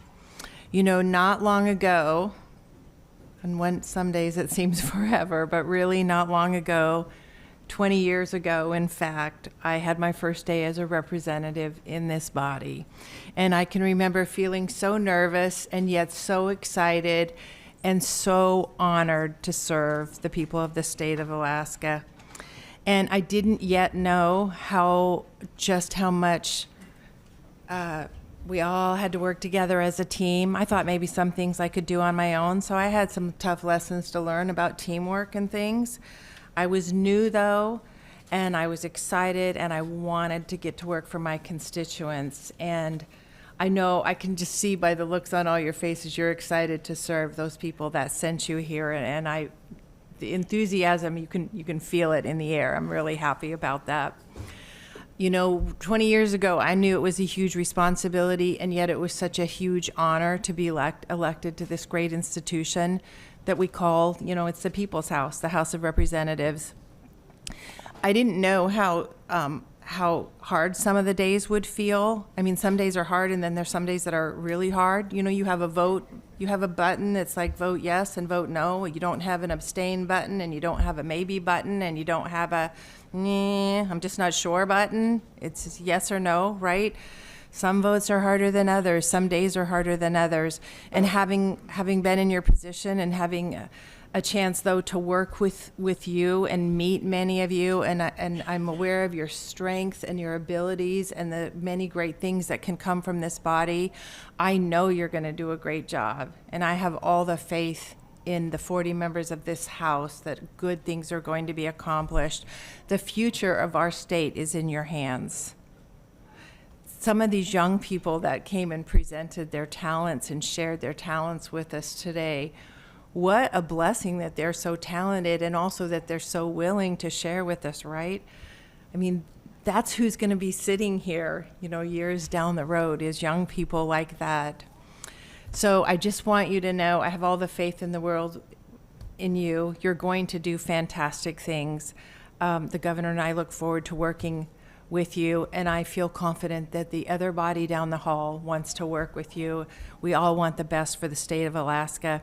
So ladies, gentlemen, family and staff, I present to you the 33rd Legislature of the state of Alaska, and I want to welcome you all in your official positions. Please remember, my office is going to be open today. I'm in room 311 on the 3rd floor between 4 and 6. It's important that you come by so we can get your oath of office signed so that you are official. And we'll take photos, so if you have family members you'd like to bring to be in the photos, that's wonderful.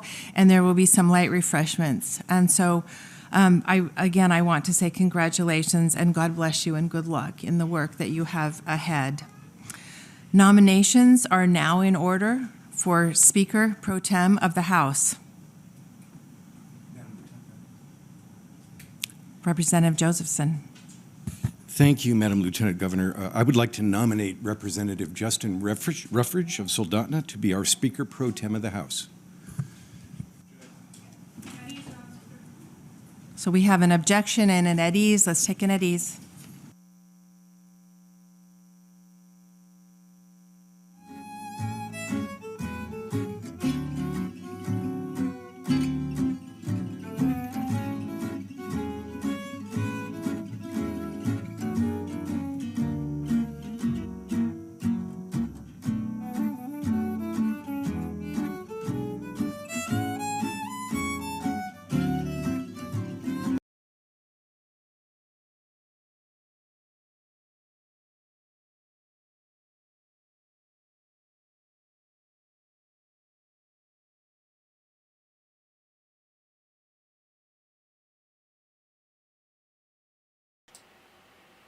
Whoops, caught me off guard there. So we got to listen to a little bit of elevator music. Sorry about that. It was on the telephone when that just happened there, and it's nothing like trying to do your normal job at the same time you're trying to do this, which I would love to turn into a new full-time job, and be able to capture everything that they keep trying to keep under the covers that are happening in Juneau, being able to have the time to actually spend pouring through all the litigation and bills that they have out there and that they're trying to push through. But I will do my best, as I do year after year, to keep you guys up to date on at least what I consider the most important ones to be paying attention to. They are usually the ones that will cost us the most in the end, take away from the majority of Alaskans to give to the few. And these are the bills that we need to be on top of, giving testimony on, and making sure that these politicians, these legislators down there in Juneau, get to hear our voices rallying against the good majority of the games that they like to play there. We see it year after year after year, and it's up to us to do something about that, to make sure that the changes happen. And we really do have to work together, coordinate, pay attention. I do most of my posting here on Facebook, and again, like I said earlier, you will see me getting a lot more active in what I am doing and what I am posting. I am very up to date pretty much with what is going on down there in Juneau currently. And the House, as you can see immediately, they couldn't even agree on a House Speaker pro tem to even begin anything happening there in Juneau, and immediately had to gavel out. I wasn't expecting it to happen that quickly, and so I was dealing with a phone call, and otherwise I would have put that phone call off. Fortunately, the person I was talking to knew what was going on, and they said, no problem, call us back as soon as you're available again. So I will get that taken care of as soon as they actually get some action going on down there in the House. Going to be a lot of fun and games. If you think what happened in D.C. and the games that was played there in the House, where the 20 people held out and kept them from being able to organize into a majority because they couldn't get the majority of votes that they needed in that legislative body to be able to select the next Speaker of the House, they could do the exact same thing here in the Juneau, and they're out of those people that are there, if they can't get 21 people to agree on who the next Speaker of the House is going to be, or this, I don't think they have to have a super majority. I think they just got to have a majority to pick who's going to Speaker is going to be, even a pro tem one. And so that is kind of interesting to watch how that all plays out in front of our very eyes. It took them 2 months or 1 year. It took them to get organized, or almost 2 months. That was in the beginning of 2021's legislative body, or the 32nd legislative session. And they just took forever. And then when they did organize, Louise Stutz was put in charge, and you could hear what was going on after that. Let me see if I can give you an example. I mean, if things play out the way they did before, this is what we're in store for. Those that are watching out there, they know what I mean when I'm sitting there hitting that button like that. We don't need another Louise Stutz running the House. We need people that are trustworthy, are going to stand up, that are going to fight, that are going to bring forward bills that are going to help the majority of Alaskans, not just the special interests that are paying for them to be there. And unfortunately, ranked choice voting did a lot to destroy our Alaska's fragile political environment that we had down there in Juneau. It helped elect a lot of the ones that are bought and paid for and have an agenda. And our only real hope that I'm seeing happening in Juneau this year, ultimately in the end, is that we got a governor that's going to pull out that big red pen, and he is going to use it over and over and over and over again, and that we have just enough of a majority, and I'm crossing my fingers, in both the House and the Senate that this might be possible, that they can't get enough votes to override his vetoes. We need a veto override proof minority that will guarantee that the majority can never be achieved to override the vetoes of the governor. If we can have a governor that shows a backbone, doesn't cave into the recall Dunleavys out there and the political mob squad that's going to attack him every time he tries to bring fiscal stability back into the budget they're going to pass. I see this budget right now, the Alaska Policy Forum, if you keep up on what they put on out there and what the current outlook is going to be like, if they were to follow the previous, not last year's budget, but the budget from the years before that, they would have about a $3 billion surplus sitting there this year that they could put away, and they could help build up that constitutional budget reserve of theirs, the CBR, and they could bring that total up even higher than where it's at right now by about $3 billion. I mean, oil has been doing really good. They don't want to tell you that, but it's been doing really good. Their coffers are full. They're fat. But they're already talking cost increase. If you caught the Senate majority and the House majority, the ones that are in charge of the legislative legal rules, the old guard yesterday, and they're meeting trying to set the rules on how many bills can be filed this time around. Oh, they're back. I will shut up.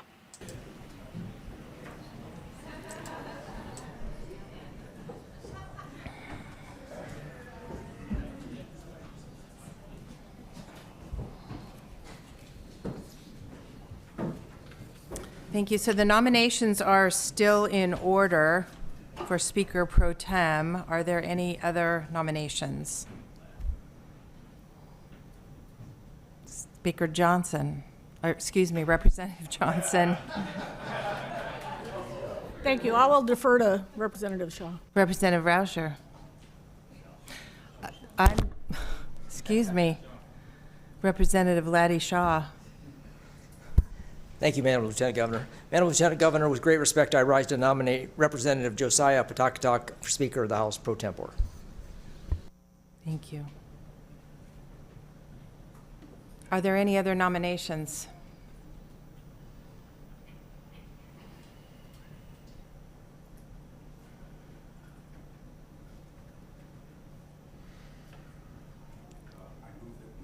Close nominations for Speaker Pro Tempore. Thank you, Representative Josephson. So nominations are closed for the Speaker Pro Tem. We will need to take a vote, so let's take in at ease for just a minute while we get the board ready.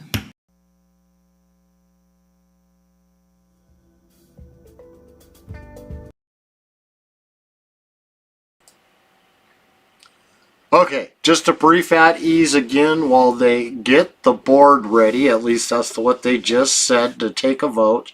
They had about 5 different people there, all nominated for the Speaker Pro Tems. All I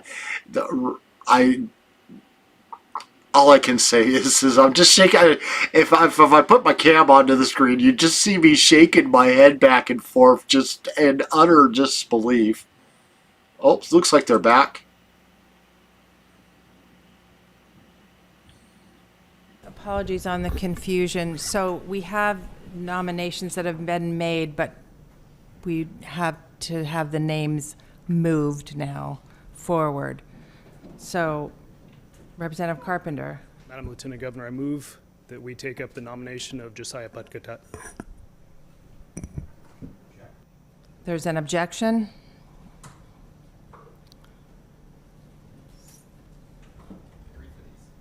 Brief at ease. Who called the Eddies, just for FY? Okay, brief at ease.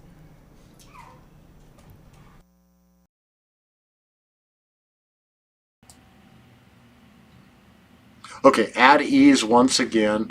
And they forgot to call for the secondant of the motion for, and I believe, and now they're trying to get that resolved so that they can bring these people forward so that they can actually do a vote on them to decide who the Speaker Pro Tem may be, or we could have a play out of like we saw happening in DC, and we won't even get far enough to see the Speaker Pro Tem. They'll just have Nils Dahlstrom there, up there at the gavel, just bouncing back and forth, waiting. Oh, I got to remember to turn that other one off there, and I think I turned it back on.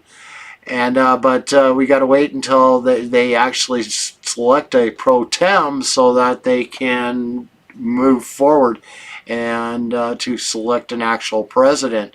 And this could take a very long time. To find that one person that does it. Okay, gavelled back in.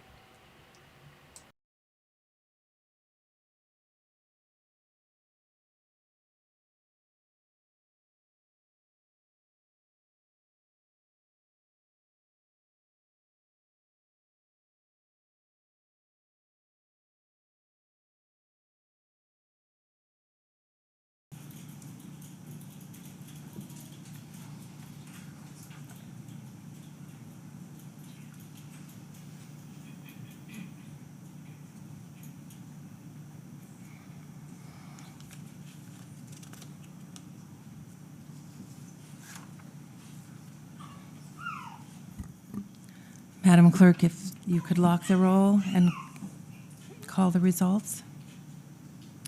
40 yeas, 0 nays. So without objection, Representative Pawcatuck has been elected Speaker Pro Tem of the House.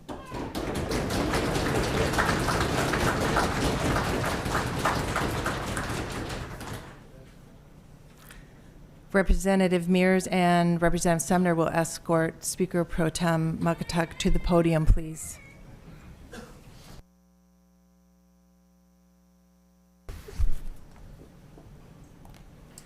Now the real fun's going to begin.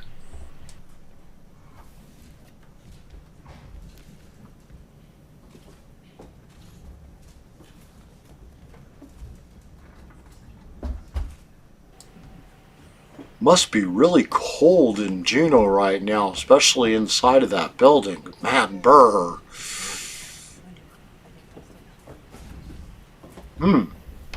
Brr. Thank you all. Will the House please come back to order? Firstly, I want to thank God for the opportunity to serve here with you all, and let's give our thanks to Madam Lieutenant Governor for rushing us through that. Thank you, Madam Lieutenant Governor.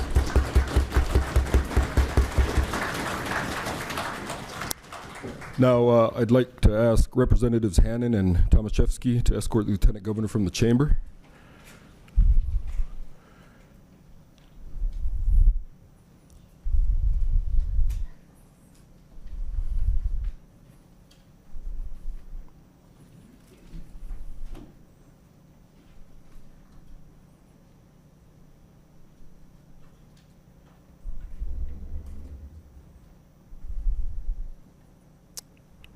We'll wait for our members to rejoin us before we move on to the next order of business.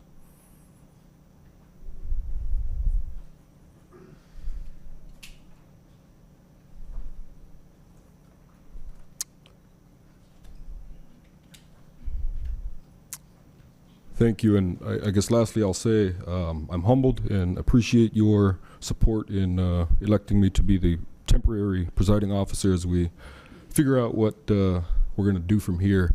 And with that, I'd entertain a motion for adjournment. Representative Josephson. Yes, Mr. Speaker, I move that we adjourn to 1 p.m. on Thursday, January 19th. We have objections, so we'll take the matter to a vote. If members would like to speak to the objection, Representative Eastman. I move to amend the motion so that it would be to tomorrow at 10 o'clock. We've got a motion to amend the adjournment motion to tomorrow at 10 o'clock. We've got objection. Would members like to speak on the objection? Representative Craig Johnson. Mr. Speaker, I believe the rules state that we must meet tomorrow. Can you speak up, please, Representative Johnson? I think the rules state that we must meet tomorrow and that it is out of order to waive the rules without a three-quarter vote. Okay. I will take that recommendation and understanding of the rules kindly and revert back to the motion to adjourn to be until tomorrow at 10 a.m. Is there any objection on that ruling of the chair? Objection, Representative Hannon, if you'd like to speak to it. Unless specified, we adjourn until 10 a.m. tomorrow, but with a specified time in the original adjournment motion that our adjournment time could be to the set time on Thursday. Thank you, Representative Hannon. Is that appealing of the ruling of the chair? I am appealing the ruling of the chair. Thank you, Representative Hannon. Let's move towards the motion to Representative Josephson, the original motion maker. Thank you, Mr. Speaker. And consistent with the previous speaker, I've reviewed Rule 1B of the Uniform Rules in some detail, and nowhere do I see that it says we must meet every day pending appointment of a speaker. Thank you, Representative Josephson.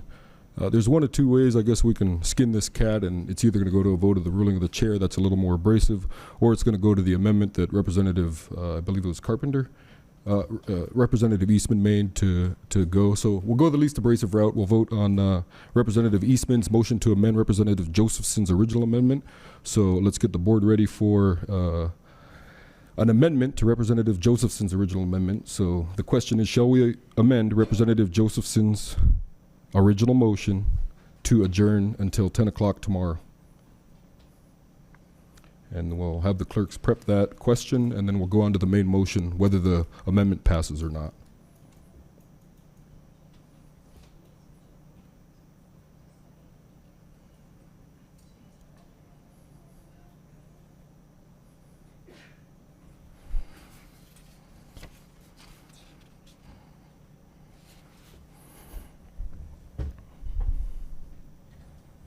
Ready, Madam Clerk?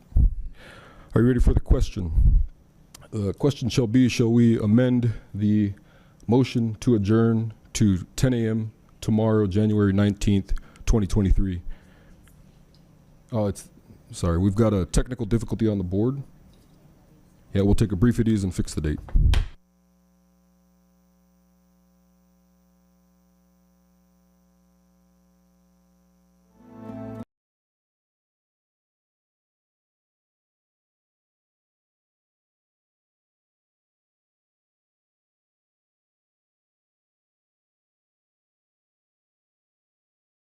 Please come back to order. There was a little confusion based on the little circle that we went on there, but what we're doing now is amending Representative Josephson amendment, and that's the question before us that Representative Eastman presented that we amend to adjourn until tomorrow at 10 a.m., which is the 18th.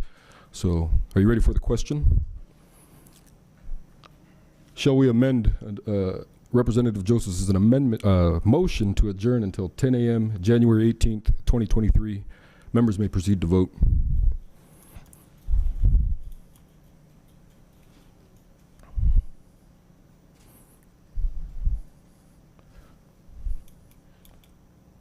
We'll take a brief at ease.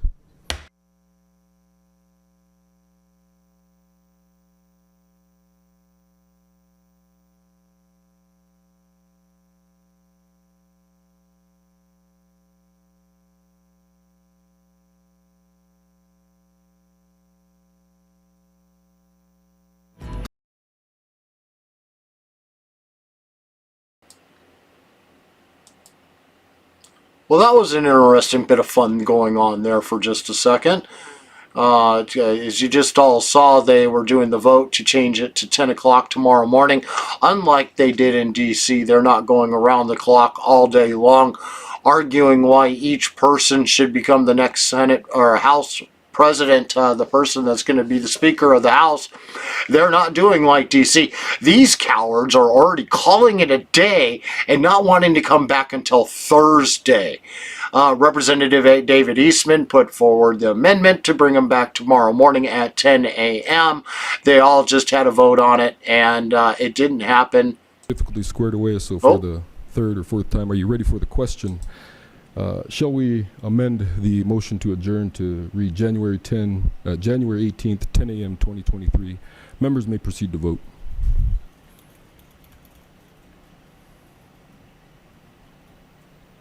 Will the clerk please lock the roll? Do any members wish to change his or her vote? Will the clerk please announce the vote? 21 yeas, 19 nays. And with a vote of 21 yeas and 19 nays, the original motion to adjourn has been amended to read 10 a.m. tomorrow morning. Back to the original question. Shall we adjourn until 10 a.m. tomorrow morning? Are the members ready for the question?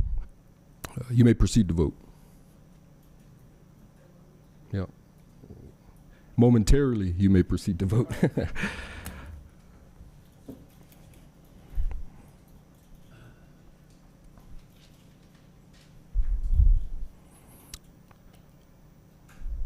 Will the clerk please lock the roll?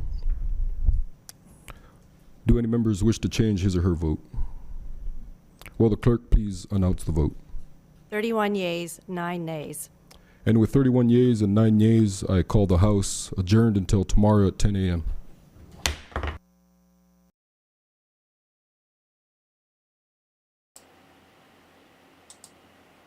Okay, they have adjourned until tomorrow at 10 a.m. Did I just hear him say 9 a.m.? From what I heard originally, it was 10 a.m. And I'll double check on the Alaska Ledge site tonight that is the case. And they failed to vote in the new next person that will be the one taking over for them after this. And which is not surprising. I mean, any of us that have been watching this long enough all know that they are not going to work for us, that they will make sure that everything that they do just completely just does not happen. Takes as long as possible, becomes as difficult as can be to accomplish. They will do everything in their power to make sure that it never ever does occur to them to ever actually happen, which shouldn't surprise anybody out there when it comes down to the Alaska House, especially if they watched what happened 2 years ago when they took them over a month to organize, and then Representative Kelly Merrick sold out and for her own little committee and to be put on finance, and well, you know, these same type of backdoor, backroom, boiler-making deals that goes completely against anything that should be happening in Alaska politics. It's occurring just like the Alaska Senate meeting at Alyeska here a little over a week ago, and the 37 of them that are in the majority sat down and they designed up the committees and who's going to be on them and where they're going to be sitting, and here's the formulated narrative that we're going to be spending to all Alaskans this year, why we're going to justify the increases to go to the Alaska House and the Alaska Senate and all of that other good stuff going on out there.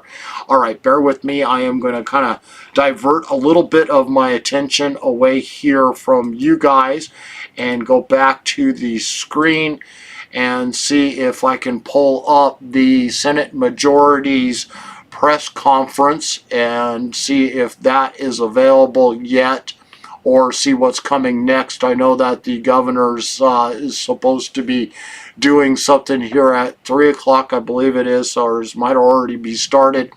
And you guys won't have to listen to me sit here and talk and listen. The Senate has their floor session going on right now. That's over. House floor session. Signing of the oath. Aha! So, and then Senate Majority Press is going to be at 3:30. So let me go and flip over to the next one that will be popping up here for the signing of the oath of office. They say it will be at 3:15 today, so that means they should already have theirs up and operational. And sure enough, there it is. I see it popped up on the screen. And so I will do a new Windows capture over on my other screen, and so that I can get it up and rolling for everybody to be able to see it. And let me see here. It looks like it went to the different one. Let's go to the new one.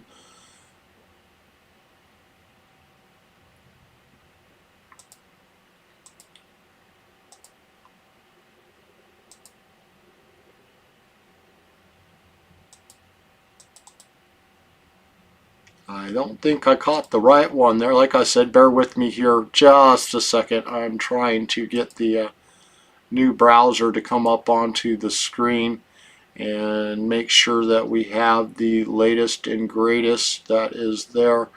Oh, the oath of office. Okay, it was on the right one, but it looks like it still hasn't quite begun yet. And so I'm sitting here trying to figure out why it isn't working, because it's just not working. Hey, what do you know? So we've got the Alaska Senate, the Alaska House. They've had their swearing-in ceremonies for both of their members. The Senate has come over during the House's swearing-in ceremony and announced that they have already organized. Yuck, yuck, like we didn't know that was already happened. They already announced it through mainstream media days ago. So it's nothing that we didn't already know or expect. And so that's kind of where things are at right now. So we just got to kind of hang out here for just a minute, and they're going to have the swearing-in ceremonies. And the Alaska House will be meeting again tomorrow at 10 a.m.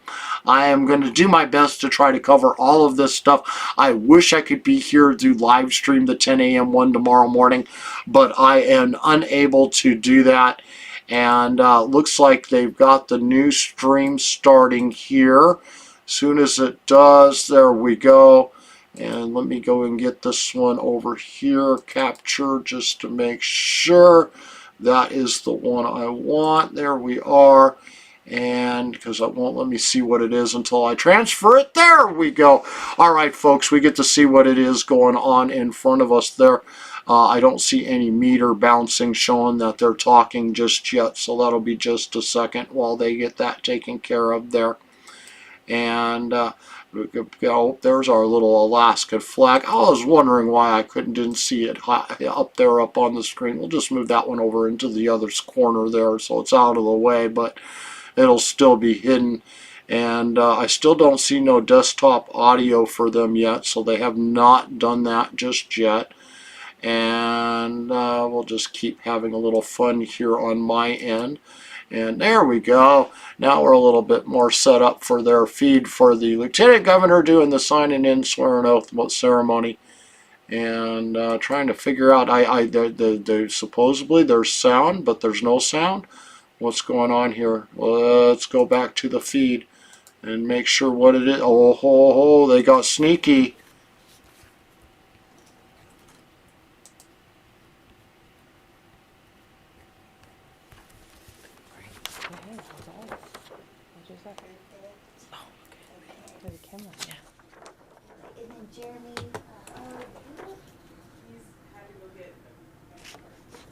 Oh, had to wait. So you have to wait just a minute. Okay. All right. Because you know we want you to have pictures. Look, we're on television. We will, yeah. And it's all over the state. That's We're famous crazy. now. Family members back home are going to be like, we saw you. Yeah. I already got one text with a picture, so. Did you really? Yeah. What did he have to get a memory card for his camera? Yeah. Oh. Yeah, he needs an SD card for his camera. Oh, darn it. Poor Jeremy. Oh, well, it's cool and comfortable in here, huh? Yeah, yeah. I thought it was cool everybody wore their Hasbecks. Yeah, to get a picture super of all of thankful you. we got and to do that. Yeah. Especially where we're all from, it's just perfect. So. Yeah, it's awesome. Yeah. And is this all your family? Yes, it is. Okay. Yeah. So as soon as we do, here's Jeremy. Oh, here we go. So we'll Okay. we'll do this, and then we'll bring family in and Okay. do. So go ahead and hold your.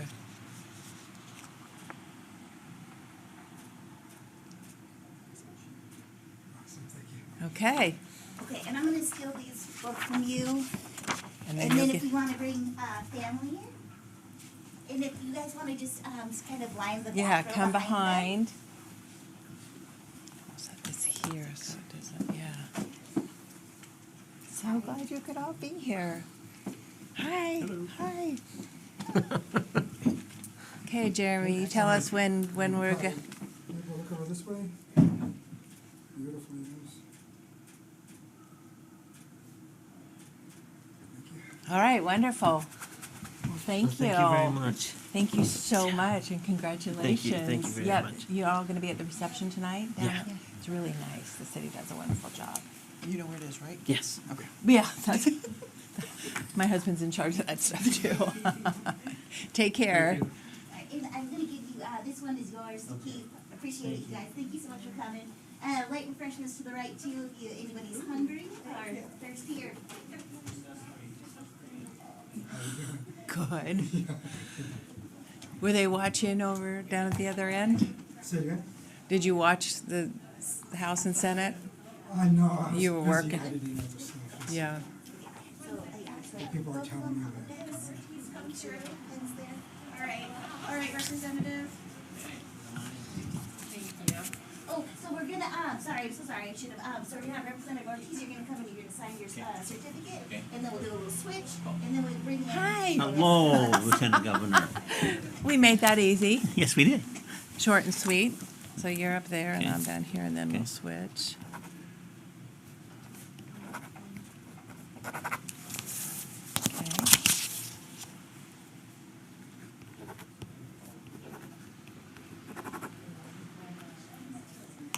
And then hold it for Hold them up for a picture.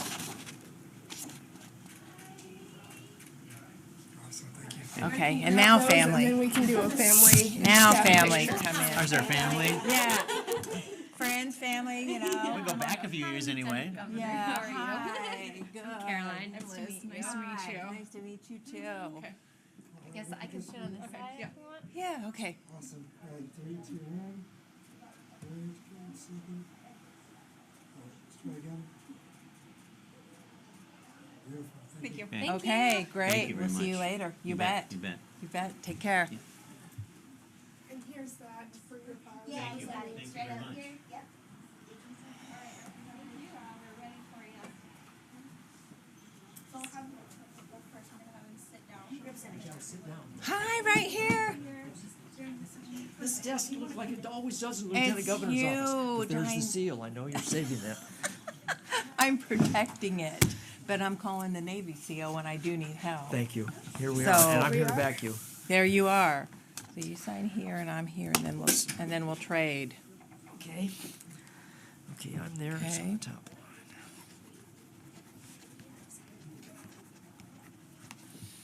And then we'll trade.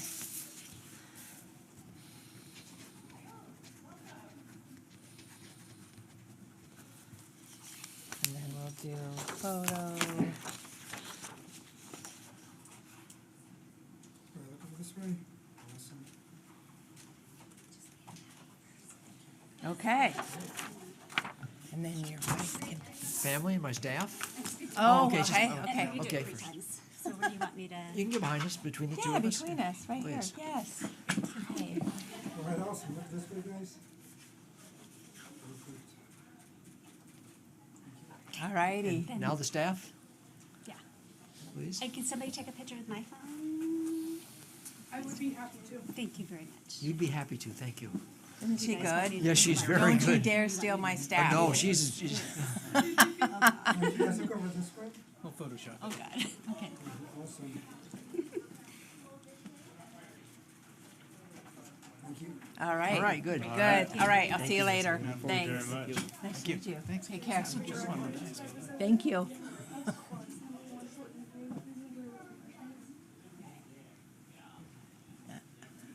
Ready? Okay, Kelly. So here, so we're gonna sign her first, and then staff will just hang out where the ladies, and then once they.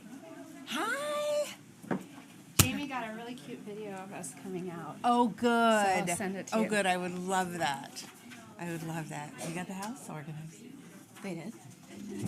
Josiah's a pro tem. Yeah. Right. Yeah, we did it. Who needs 27 stinking days? Today we did. That's considered organized? Well, it took way longer than that. It took Oh, Kevin just to 20 get right, the- right. So you're on the top. Okay, I don't have my glasses on, so. How fun that you get to sign this. I right? know, Isn't that crazy? I know. Who would have thought of it, right? I looked out and I saw you and I'm like, I was getting tears. I was so happy to have you be my senator. Okay, so we'll hold them up for a photo. And then we'll do it with your staff. Awesome. Okay, staff coming in? Yep. There you go. Perfect. Oh, there we are on TV. I know my staff loves that. This way, awesome. Beautiful. Thank you. All right, thank you. We'll make sure everybody gets the photos. Super. Thanks so much. Cool. Yes. Congratulations. See you. See you later. Okay. Thank you. Yeah. You know, if you do the wrong thing, you get yelled at. Uh-oh. Not by me, though. Governor, you sure did a great job today. Thank you. Thank you. Was 2 years ago, you had to be there for a week. It was a little hairy for a little bit, but we'll do you first. Okay. And then we can do family glad. Okay. Yeah. Just sit down and be quiet, right? So you are going to sign right here. Okay. And then we'll trade.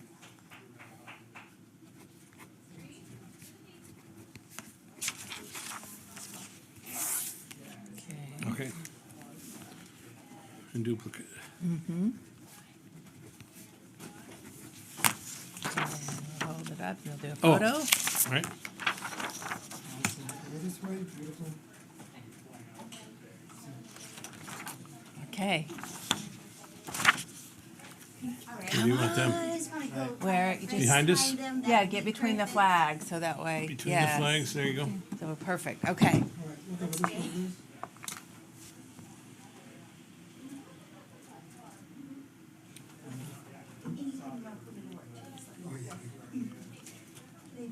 Oh, the iPhone one, there's always the... Thank you. Thanks so much. Nice to see you. Nice to see you. I feel like George Clooney or something.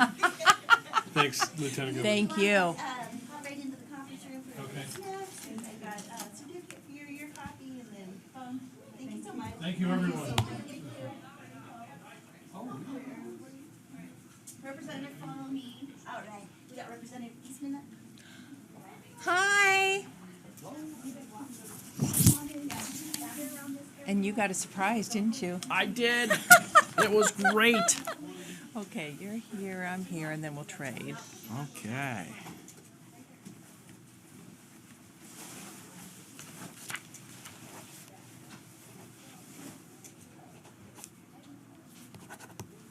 Okay, there we go.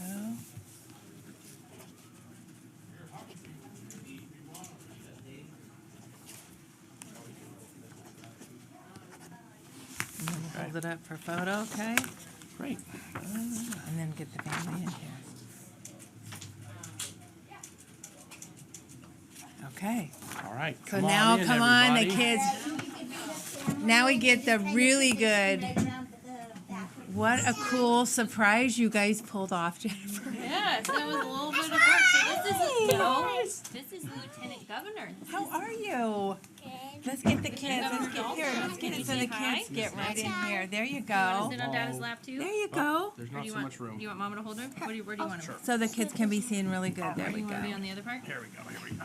All All right. right, I'll Room go for in the back. everybody. Okay, so see, we're gonna look at them because they're gonna take pictures of your whole family.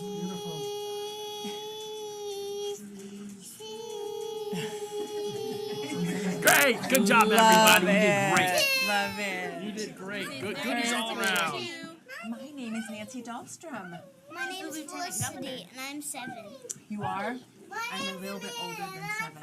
Yeah, I know that. 13? I'm 13. Amanda, and I'm 4. Whoa. I'm 2. You're 2? You're only a teenager. I'm only a teenager. I know I still have to That's follow right. the rules, though. Good job. Do you want to be my friend? I do want to be your friend. You look like an adult. I try to act like one, but sometimes it doesn't work.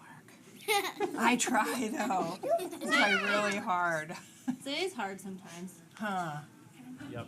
Try to do the right thing. Huh? Yeah. So if your parents say it's a That's the pen flower. that holds it Oh, on. yeah.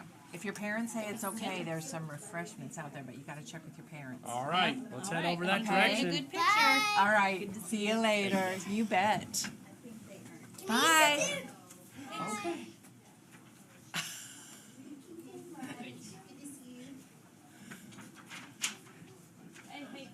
You bet. Well, they have the cheese bar down, didn't they? Cheese. Hi. Come on in. That went so well, didn't it? Very smooth. There we so go. we do one with just us and then... Yep. Okay, cool. And you sign the top. And then we switch. And you're on gavel to gavel too. Live.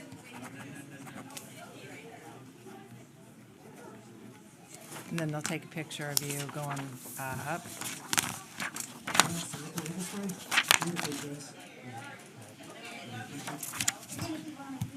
Yep. Hi. And how do we do this? So we stay here. Okay. And they're coming. Hi, I'm Courtney. Nice to meet you. Hi. These are my coworkers. Awesome. Nice to meet you. All right, over here, guys. Perfect. Beautiful. Thank you. Thank you. Wonderful. Good luck getting through them all. Do you know what? Yeah. Do you know what office you have? Well, we gotta get organized. Yeah. So. Okay. All right. Well. For now, I'm in 24. Okay. Ground level. Thank you so much.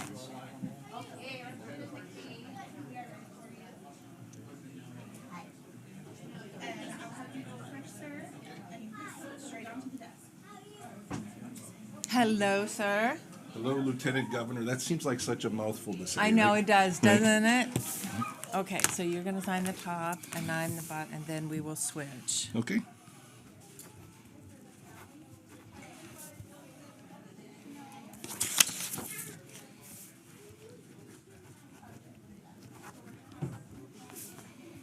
And then they'll take a photo of this. Perfect. This way. Beautiful, guys. Awesome. And then family. We'll do that. Yeah, well, this is staff. Oh, staff. Okay, well, family. Yeah. Family. Why don't you come in the middle? Okay. Yeah, there Yeah. you go. Yeah, right here, and then between the flags, and then that'll be better. Okay, good. Awesome. This one, guys. Perfect. Thank you. Thank you so much. Wonderful. Great Okay. job up there today. Well, thank you. Yeah, it's almost like you knew what you were doing. Kind of, maybe. Yeah, thank you.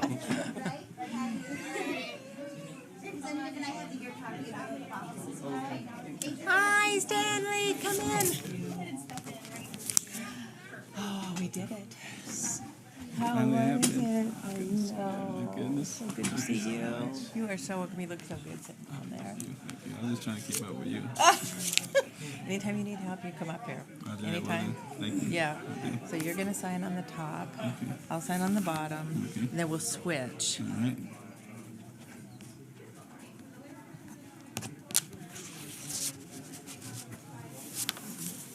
And then after that, we'll take a photo of this and then your family photo.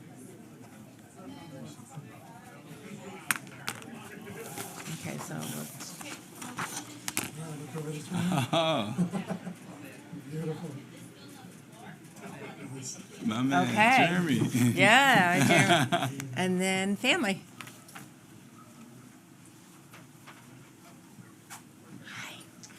We just stand behind you guys. Yeah. All right, bear with me here just for a second, guys. The Senate press availability has already begun, and I am hurriedly swapping over to that as we speak, and we'll have that up on the screen here in just a second. And I hate it when they do. There it is.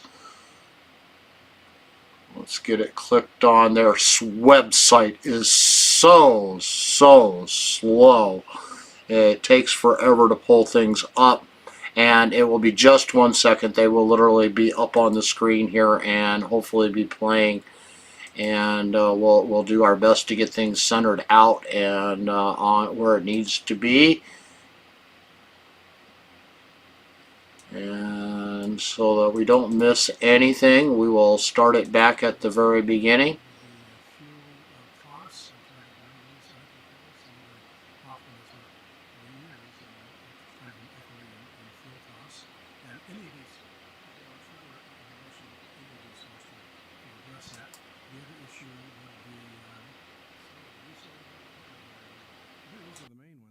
They were, and then we also talked about healthcare costs. Healthcare costs, right. So Becky, again, is just a rough generalization of where we want to go without any real specification there. Shauna Crondall, Alaska Education Update. I'm wondering if anyone would like to comment on any priorities for education for the next session. Sure. Well, we don't have our chair of education here, but I know we've asked her as a caucus to have hearings immediately on funding of education. You know, we're certainly concerned when we see Anchorage closing schools. We see the districts not having additional fundings for several years, funds for several years, and trying to do more with less. So I think in general, that's most folks in the caucus would like to see additional funds, but I think there's also an interest in having some parameters on it, and if we give additional money, what do we expect for it? And I think there's a lot of concern about how our students are doing, and particularly our younger students who went through COVID and seem to have trouble adjusting to life. Senator Giesel, I know that's a main issue for you. It is, the impact on students, right? And it isn't just the young students coming into kindergarten, but middle and high school. I particularly focus on middle school, and as those kids came back to school this fall, you know, relating to each other was something they had to relearn. But, you know, another big thing is we've got to have teachers in the classroom. And so many of our schools started without adequate faculty, adequate teachers present in the schools. So we've got to find a way to solve that. We need to make sure that we can grow our own. Local teachers know the culture of an area, know how to teach to that population, right? Regardless of where it is, Anchorage, Kaktovik, wherever. So we need to grow our own, and that means the university needs to be adequately funded. So when I talk about education, I'm also meaning funding our university, which is a research facility. It's also an economic driver. That's where our workforce comes from for a lot of professions. So we need to make sure that we're not shorting the university. Thank you, Senator Giesel. And we'll go around. Yes, please go ahead, Senator. I want to stay in my wheelhouse on education. Workforce development is central, and it's a very important component, both K-12 and post-secondary. And I'll be adding what my expertise to the committee as we go forward. And the finance table did it last year, did a good job of increasing post-secondary education funding, and so I'll be looking at that. We have 5 years of Infrastructure Investment Jobs Act money in front of us. Right now, we've got our 5 or 6 heavy and highway contractors in this state have got over $1 billion of projects booked for this year, and it's not going to slow down. And we've got a workforce, we've got to train it. I appreciate that, Senator Bishop, because I think we all recognize that for a lot of jobs, a lot of technical skills, for a lot of educators and nurses, we have to go outside to find people to come to Alaska. And there's no reason why we can't have a university that trains folks to become teachers, for example. The university has taken that on as a responsibility. We're hoping that they can really move ahead on that. Senator Stebbins, did you have a comment? Well, just go back to the education, you know, last year it was pointed out pretty succinctly that we've had a collapse in our test scores. I don't know how else to word it. We're near the bottom of all 50 states and a couple territories. So I'm looking forward to the Education Committee working, you know, on those issues. You know, the President mentioned the COVID hangover on our young kids, but something's going on in our system because our test scores, when you compare them to the other states, clearly have separated. So there's something special in Alaska. What it is, I don't know.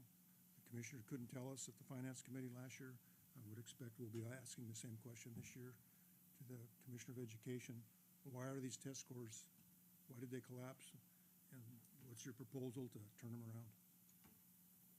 We put a lot of responsibility on new legislator, Senator Tobin, but she is well-versed in education, and as a staffer, I think she may not be here, but, oh, there she is in the back, yes. You can't miss her in that orange dress. There she is, yeah. And so we put a lot of responsibility on her shoulders. She's prepared to do that, and I think we'll have hearings immediately to try to get to what the facts are, working with the department and finding out what's going on. Any other senators have any comments on that? Yes, please. Thank you. Senator Gray Jackson. President Stevens. No, I'm just really, really happy to be a part of this Senate majority and Senate leadership team, because education has always been one of my priorities. Children are the biggest investment that we can make in our community, and they're our future. And to tie in the education portion, I'm glad that we're also looking at the possibility of bringing back a defined benefit.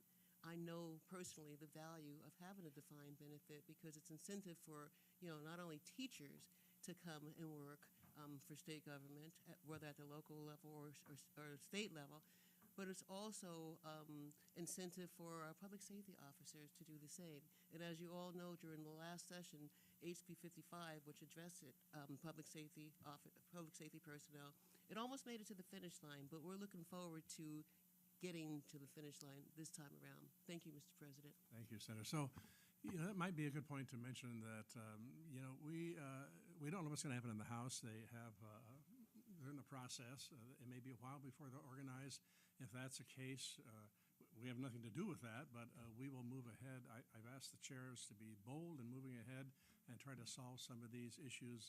Even if the House is not organized, we would invite them to come to our meetings. For example, Education Committee talking about funding, and actually I've asked Senator Bjorkman to begin hearings on the retirement system. And so I think you'll see the Senate moving ahead, not trying to get ahead of the House, but trying to be prepared and provide them the information they may need so they'll be ready to go when they actually start. Senator Olson. Thank you, Mr. President. One of the things I want to make sure we all don't lose sight of is that we need to be able to educate our healthcare providers. And as we all are getting older, our health sometimes deteriorates as we get older. We got new children that are coming along with special needs, and so we want to make sure that we adequately have the education opportunities for those people, not just the medical doctors. I went to medical school, but we also need nurses. You can't function as a physician without a nurse there, and you need lab techs and ancillary help in the health care providing field. And so I don't want us to lose sight of that, Mr. Chairman, as we look at this very important issue. Thank you, Senator Olson. A lot to do, a lot to go yet. Yes, another question out there. Jeff Lanfield. I'm wondering if anybody knows where Senator Shower is. And then also I see for the standing committees, the only member of the minority is Senator Myers on the Transportation Committee. I know they don't have enough to be on the committees necessarily, but why was he put on the Transportation? And was Senator Hughes and Senator Shower not being put on any standing committees punitive, or maybe explain why that? Well, no, not punitive. We have, I guess let's go back to the beginning. We have a caucus of 17. That means there are 3 people. They are honestly not in a caucus. You have to have 5 members to be a minority. So the 3 members who are in the group that I call non-majority members will not have a minority leader. They will not, we wanted to get them involved, but there were some concerns about what's been going on. And this is something we did appoint one person to Transportation. I think that's a good substance. When we appointed the other 2 to other committees, maybe not as substantive, but that's something we can revisit, and I'm hoping we can. If things work, if we feel that these are senators that we can work with, then we can appoint them to meaningful committees as time passes. I don't know. He hasn't communicated with me. I understand. I mean, I've just heard a rumor that may be a family issue. I honestly don't know. Anybody know anything about Senator Shower? But that's not a problem. As soon as he comes here as a presiding officer, I will swear him in, and he'll be a full-fledged member of the Senate. Sean McGuire, the Anchorage Daily News. The plans to increase education funding or talk about that, maybe implementing a defined benefit scheme, some of these other ideas, sounds like there might be a big price tag to some of these. Where is that going to come from? Well, of course, those 2 issues, there will be a price tag, but we're hoping that we can control the pension plan. Senator Stedman may have some comments on that. Years ago, we did away with the plan we had because it was just driving us into the hole. We couldn't afford it. And so we stopped that. And now we're trying to find, is there something that we can do that is not so costly, will provide a pension to people? And part of the answer, I think, might be in medical benefits and maybe addressing those and reducing those a little bit. Senator Stedman, you've dealt with that for some time. Any comments? Just a couple. think from the Finance Committee, we'll be taking a look at a comparison of the new tiers, which have been in place for roughly 15 years, and to see what their status is relative to the tier they replaced.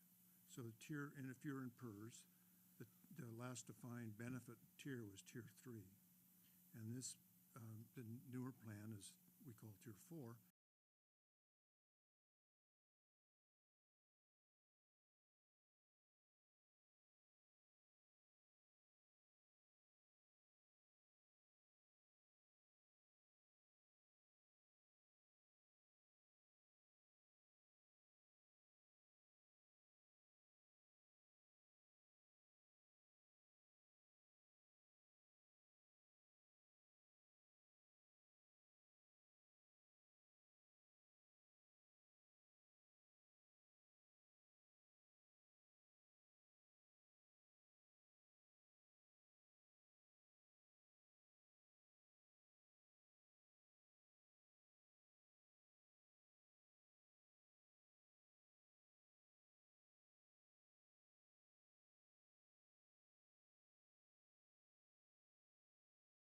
Bills in the system already, as we're all well aware, creating new tiers.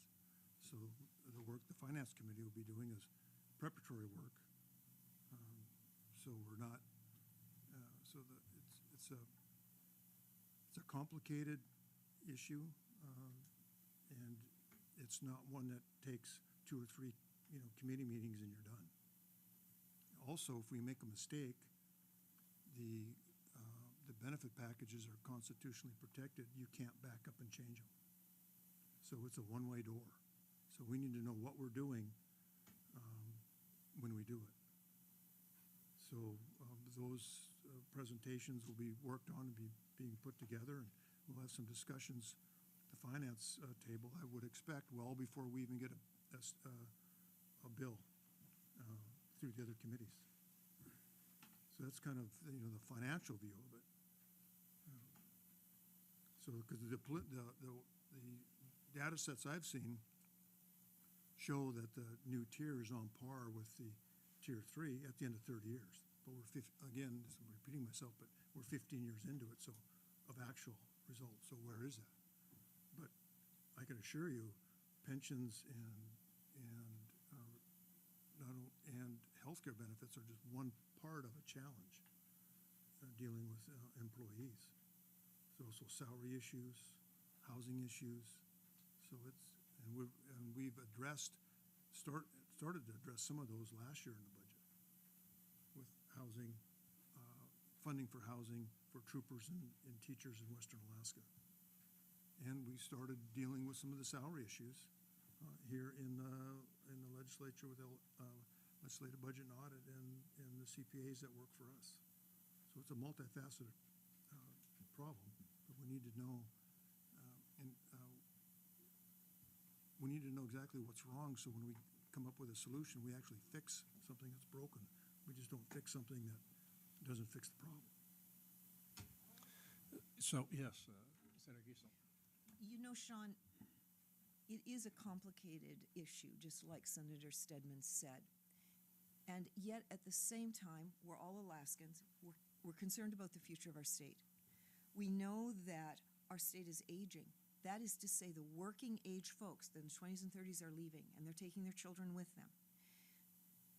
We have to have a state that supports productive work, that has a solid education program, that has state government that's doing what it's supposed to do. Right now, we have departments in government that are losing employees, valuable employees, veteran employees that have a huge amount of knowledge. They're leaving, right? Department of Natural Resources, the DEC, the Environmental Conservation, sorry. Certainly DCCD, Commerce and Economic Development. I can say the Division of Licensing, Professional Licensing, I hold 2 licenses. They can't get licenses issued. They don't have the staff to do it. So all of that affects our demographics, affects families leaving because there's nothing here for them or they don't perceive a future for them. So these things are complicated, but they affect our future. We need to look at them carefully, it's true, but also with a broad view. So I think it's an opportunity for us to be proactive, to begin have hearings, as Senator Stebbins said before. Even when we have a bill, we might have hearings. We're expecting a lot of information, a lot of assistance from the department, from the administration, and making sure we have the information we need and that the experts are there to tell us all the implications. So it's definitely an issue we plan to work on. And as I said, I did ask the chairs if they'd be bold and move ahead on issues like this. Thank you, Sean. Thanks. Iris from the Anchorage Daily News. I'm wondering, you talked about this a little bit, but if you can say a little bit more about how the disorganization on the House side is affecting the Senate, and if you feel like that kind of allows the Senate to drive the policy conversation, at least in these initial days. Well, it doesn't have much impact on us. I mean, we wish them well, and we recognize that if we're going to get out of town and have a budget, we have to work with the House. We have to find a reasonable solution on all these issues. So it's not for us to be driving the House.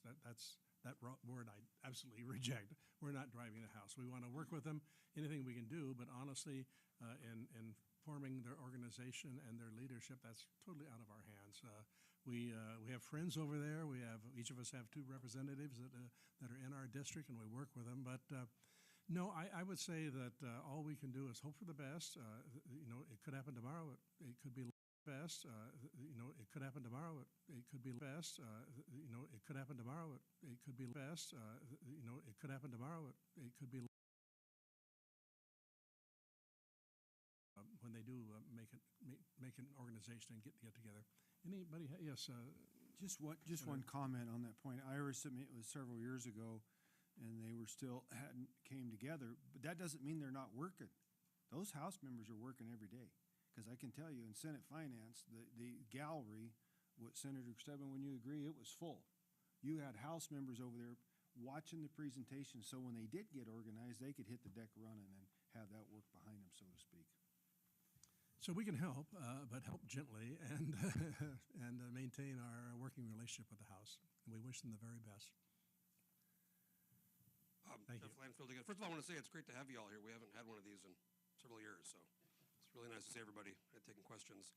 Thanks, I have a question maybe for the finance members on the budget. The price of oil has been around 80, and as you know, it balances at 87, so the education forward funding is probably zeroed out. But the governor vetoed the $900 million transfer into the SBR.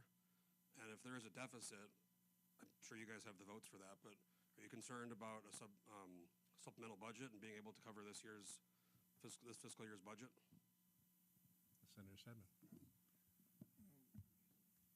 No. Are we concerned about covering it? No, we'll cover the budget as proposed, or I should say as implemented. We're going to have some reviews of the revenues and expenditures coming up over the next several days in finance. For the public and other members in the building here to come up to speed exactly where we're at. It's going to be nip and tuck this current year with the price of oil and how the budget was passed. So we'll deal with that. But we're going to peel back the onion starting tomorrow at finance, and we'll work through it. And within about a couple of weeks, we'll have a better view. But I would be. It all depends on the price of oil, on the need for a supplemental to deal with the budget. We probably will need some supplemental expenditures for this current year. That doesn't necessarily mean we need it to do it immediately. It may not be until the very end of the session. We'll have to wait and see how the finances lay out.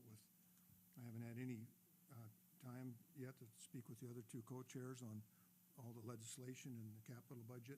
We have to put all that kind of stuff, together to get a real good view of what we're looking at. But there's no excess revenue this year, put it that way, this current fiscal year. And maybe just a comment from on the governor. I think the governor in this term is different than the governor in last term. As you remember, his budget was devastating, his first one, and cut deep, and the public got very upset about it. The governor now, I believe, is going to be much much easier to work with. I've talked to him a couple of times.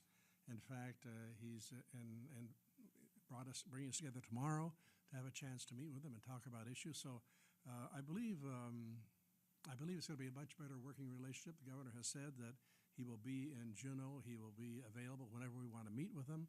So I think those are all that's all good omens. And in the end, no matter what we do and what the House does, we've got to make sure that what we do gets through the governor and we have his support. So it's not that we certainly don't work for the governor, but we will make every attempt to work with him and to make sure he knows what we're doing, and hopefully that he will support what we're doing.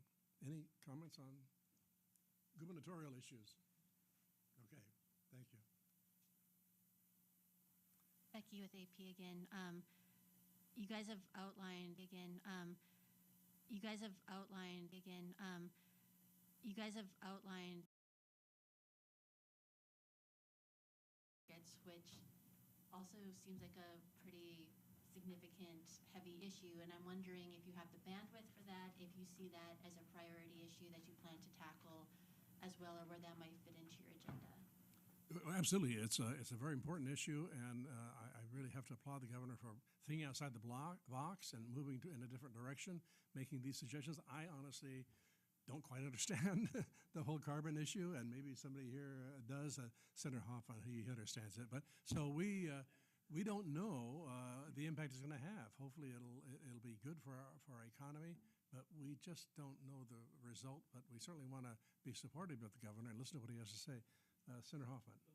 Well, I think that the governor has brought up a brand new issue. It's a revenue measure, and everyone's talking about the shortfall that the legislature is facing. But I'm a chairman of the board for a Native corporation, and it was brought on, I think, by the Southeast Regional Corporation. They have timber that they're putting in place for many, many years, and I believe they're in the process of raising at least $100 million. So I think it's real money. It's tying up resources for extended periods of time, and the potential's there, and the legislature needs to understand it. It's complicated, but there are trade-offs. When you look at your resources and then you tie them up for hundreds of years, they're tied up. But the revenues that are there to as an offset can be staggering, and the state of Alaska has extensive inholdings. In fact, we have still not received all of our state claims. So I'm excited about looking at that, and if there are other revenue measures, I'm also open to those as long as they are fair to all Alaskans. I'm looking forward to this organization. I've been a part of a bipartisan organization for 6 years before this, and from my viewpoint, those organizations worked very effectively with each other. I think there's 4 members here that at this table that have worked in those bipartisan organizations. So I'm excited about this organization. I'm excited about the potential that the state of Alaska has to offer. We need to turn things around for the people of Alaska and still provide the services that Alaskans have become accustomed to. Thank you, Senator. We'll go to Senator Wilkowski and then Senator Ray Jackson. Yeah, thank you. I'll just echo Senator Hoffman's comments on the bipartisan majority. I think there's 5 of us here, actually, who are part of that. And it was, I think, a golden era in Alaska politics. We went on a savings spree, ended up saving $16 billion, paying off the constitutional budget reserve debt. So hopefully we can recreate that. Even if we recreate a portion of that, I think that'd be a huge success. But on the carbon credits, we have a constitutional obligation to get the maximum benefit for our resources. And if we have hundreds of millions of acres in this state, and if we can come to an agreement on a portion of those that are not being used, that we have no expectation of ever being used, and we can generate millions. What I'm hearing is potentially over $1 billion per year in revenue. let's take a look at it. That's an exciting opportunity for land that we're currently not using, for land that we will probably never use. We can have set aside so that lands that might be used for logging or for resource extraction in some way, oil, gas, of course, we want to include those. But if there's land that we're never going to use and we can generate hundreds of millions of dollars, why wouldn't we do that? I think that's exciting. So I'm optimistic. I'm looking forward to hearings on it. The devil's in the details. I know we'll have some good, robust discussion on that. Thank you. Senator Ray Jackson. Thank you, Mr. Chairman. I have to agree with you on two comments that you made. And the first is you got to give the governor credit for finding another revenue source. And the second point is I don't quite understand it either. But here's the good news. Thank you, by the way, Senator Willakowski and Senator Hoffman, for helping me out a little bit to understand it better. But the good news is the governor has a meeting this week scheduled for us to educate us more, and I'm really looking forward to it. Thank you, Mr. Chairman. So I have a former Senate president calls this the learning factory, and I really agree with that. You know, we have so much to learn, and this is an area which we are going to learn a lot very quickly to see whether it's practical, whether it makes sense, and whether we should invest in it. So, Senator Giesel. So the Department of Natural Resources got a report, and it's entitled Carbon Offset Opportunity Evaluation. It was done by an organization called ANEW. It came out in August, and they actually reviewed the carbon offset opportunities and found 3 areas where our forests actually could provide possibly some benefit, and those are in Haines, Tanana Valley, and the Mat-Su. So we'll be looking at that in the Resources Committee. I do have questions. I think it'll be interesting tomorrow to hear the governor's presentation. I suspect it'll be DNR that'll be presenting. I mean, I have a question. We're going to preserve these trees, but what if there's a forest fire? Do we have to pay back the people that gave us the money to preserve those trees? What about spruce bark beetles? Are the spruce trees really the asset, or is it the deciduous trees? Is it the young trees or the older trees? These are all important questions, and so I'm interested in hearing from an arborist as well. So yes, lots to explore. Thank you. So I think a very positive approach to this. We want to have hearings. I think we have a lot to learn, and we applaud the governor for coming up with a new idea.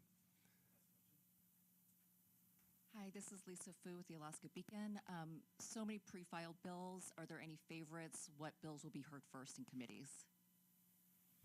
Well, we've received all the bills so far. We've been working through the process of signing them to committees. Normally, every bill has 2 or 3 committees. We'll be doing that at our next meeting, actually assigning those, and the committee chairs will have them begin working on them immediately. So the process is well underway.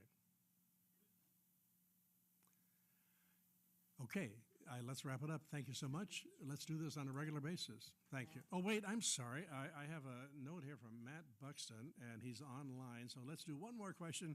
Matt, sorry, I skipped you over. Please go ahead if you have a question. Oh, no worries. Thank you so much.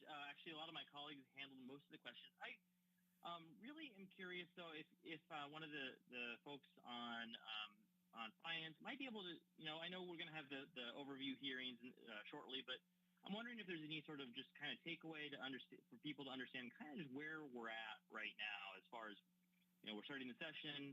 We've kind of heard a lot about oil prices. Is there kind of a good sort of 30,000-foot view on where we're at right now? Well, I will turn that over to our finance folks who can answer that question. And they're all sitting at the end of the table here. Well, no,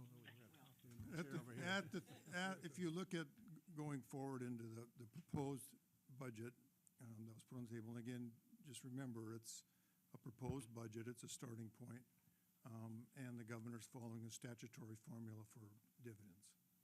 We're $300 million underwater when you look at reoccurring revenue to reoccurring expenses, and we're roughly $2.5 billion in dividends. We're a little over $4 billion in our agency operations. So the scale of the statutory dividend is colossal relative to everything else. And I would expect when the Finance Committee is done with its review of the operating budget, the $300 million deficit will increase, not decrease, because there's always surprises along the way, things that are left out or typos or, things have changed since they put the budget together in November. So it's a significant negative number. But with that being said, there's about $2.3 billion in cash on the sidelines. Significant amount of that, probably $1 billion, should be left alone, so that for cash flow. So we've got about $1.3 billion, $1.4 billion in cushion, and a $400 million hole before we start our process. And we have a very minimal capital budget, and we also will need a placeholder for other legislation that is passed that costs the state some funds. So we'll have a plug figure. But Senator Hoffman, you may want to talk about the capital budget, but I don't want to talk about the capital budget. Talk about, I've been here for a few years, and I've seen swings from the first day to the spring forecast. I've seen where it's swings of $500 million to $1 billion. You have a war going on in Ukraine that if things go sideways, we could have $1 billion surplus, or we could have a find. So there are points that Senator Stedman talked about, but there are other issues that are beyond our control that can change the financial picture of the state of Alaska in very, very short order. So we also can go even further in debt. So it's exciting to know that there are many different options and opportunities, and we need to look at new revenue sources, tightening our belts, and see what happens on the world market. Thank you. Let's go to our third finance co-chair, Senator Olson. Now, you guys have put me in a depression right now. Have you got a way to drag us out of here, Senator Olson? Actually, I do, Mr. President. Certainly there is, and having been here for a while as well, not as long as Senator Hoffman, but long enough to watch the train going over the cliff and all that other business. And when I first got here, we were running out of money in the CBR and whatever else. The price of oil went down, but I don't look at that in the light. I look at more in an optimistic light rather than a pessimistic light, because with the global unrest that is going on, it was referred to by Senator Hoffman about the war in Ukraine. When we have factors like that that are out of our control, we can see these big swings go one way to the other. I remember when the coalition had just come on, and the price of oil went up to $145 a barrel, and we went on that saving spree. That was, that was one thing that really uplifted us for a number of years, and Senator Stedman was a key instrument in trying to sequester those funds so they weren't all flash in the pan and gone. So I guess I look at it, even though we can see these numbers there that are, you can get depressed on them if you dwell on them, but look at it from an optimistic standpoint where as much as they can swing one way, they can swing the other. And so because of that, I tend to be more optimistic than pessimistic at this point. Thank you. We'll go to Senator Wielechowski. Yeah, thank you. I'm optimistic, and here's why. We have, I would argue, the most experienced finance team probably in the history of the state of Alaska. We have the senior-most member in the history of the state of Alaska sitting with us.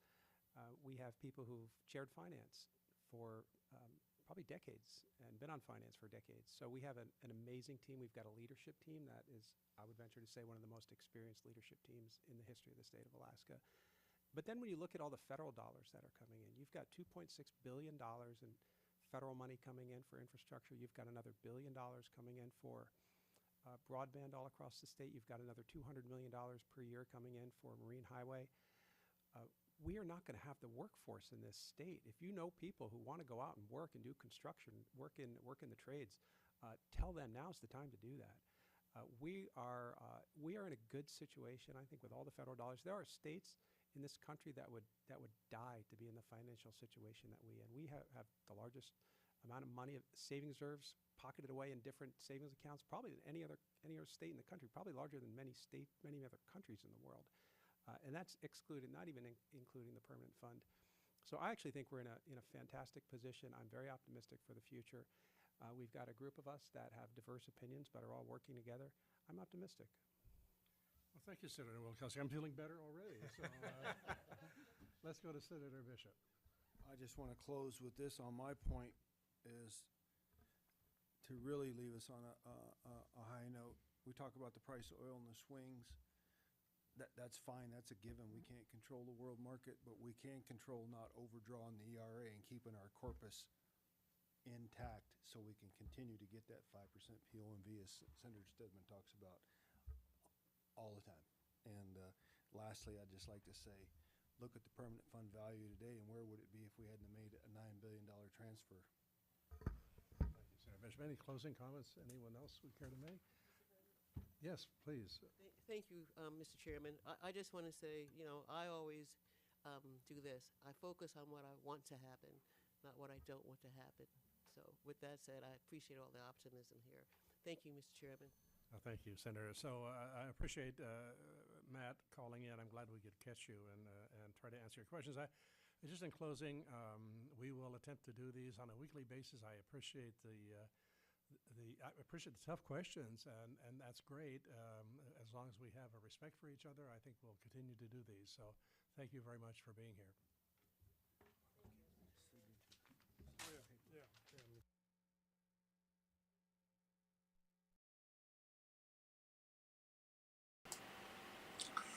Wow, just wow. Okay. I'm kind of like a little bit floored by the final statement said there. If you got your eardrums turned up as much as I did just right then, I apologize. I don't mean to sound like I'm screaming in your ears. Let me get a cam up here on the screen so at least you're not listening to just dead air and having to look at their blank screen going on there. They are done and over with for today. But to hear them declare that they're going to do this again on a weekly basis, they're going to give us these press availabilities. Well, I would like to actually see some hard-hitting questions get answered. Biggest one I heard there that was asked, how did they want to plan to pay for it? And they gave every answer in the book but never answered the question. This is the political, typical talk around the subject. We're going to talk about all the woes that are out there, explain how these woes all get paid for, and never explain how these increases, like for defined benefits, actually get covered. How the increases they want to do for K through 12 and the university get covered. How to make sure that the POMV thrown out at the very end of this press conference continues to stay as the highlight of the talking points. Look at how it saves us every single time. Excuse me. It is where all of their money comes from, is that POMV draw. And the extras that they want to spend right now, look at the price of oil over this past year. They have a windfall of revenue sitting there, and they're trying to gaslight us that the last year's spending, that $18 billion, $19 billion, that was just what they reported, not including the COVID relief money, the direct pass-throughs that came in from the federal government and the private for-profit organizations like the Rasmusson Foundation and all their funding that they had. Billions upon billions. My estimate, somewhere around $36 billion rolled through our state in the past year. And I'm actually thinking I'm underestimating, not overestimating when I say that dollar amount.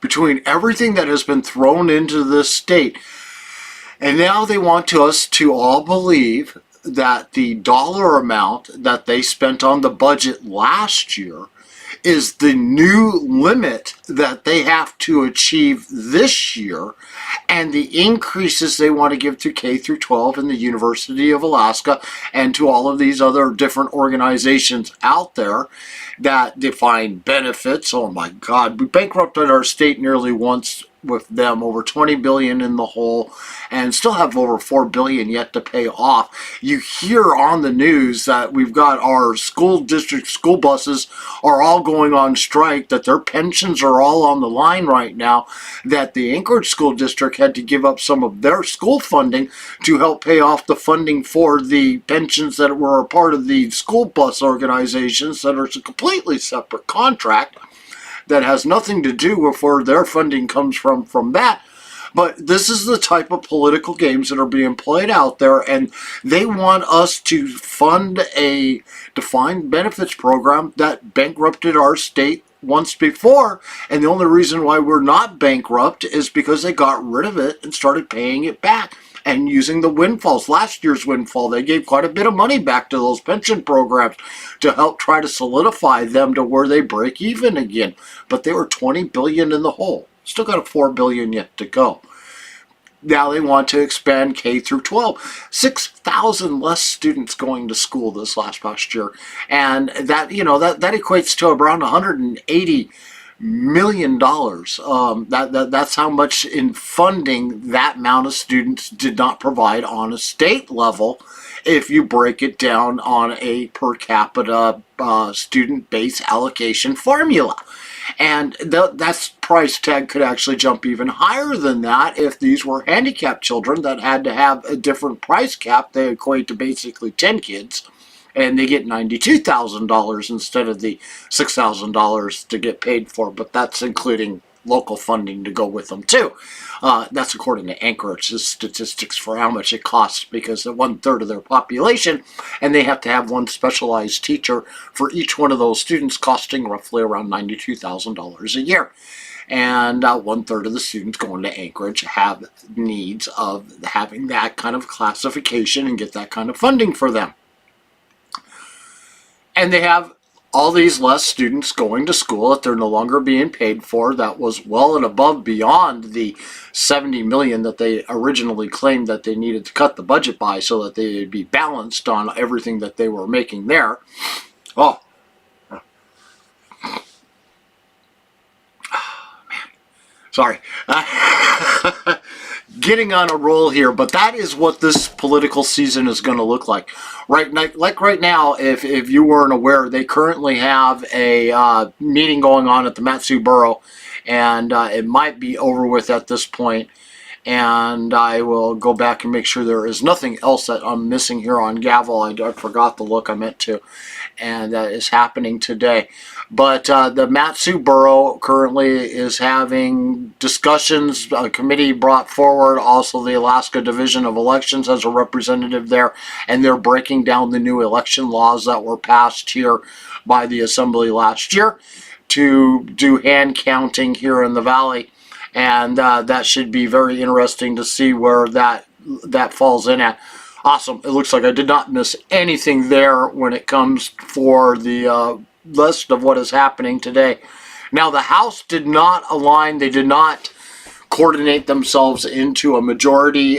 They could not elect a Senate president, and they did elect a Senate pro tem in the meantime.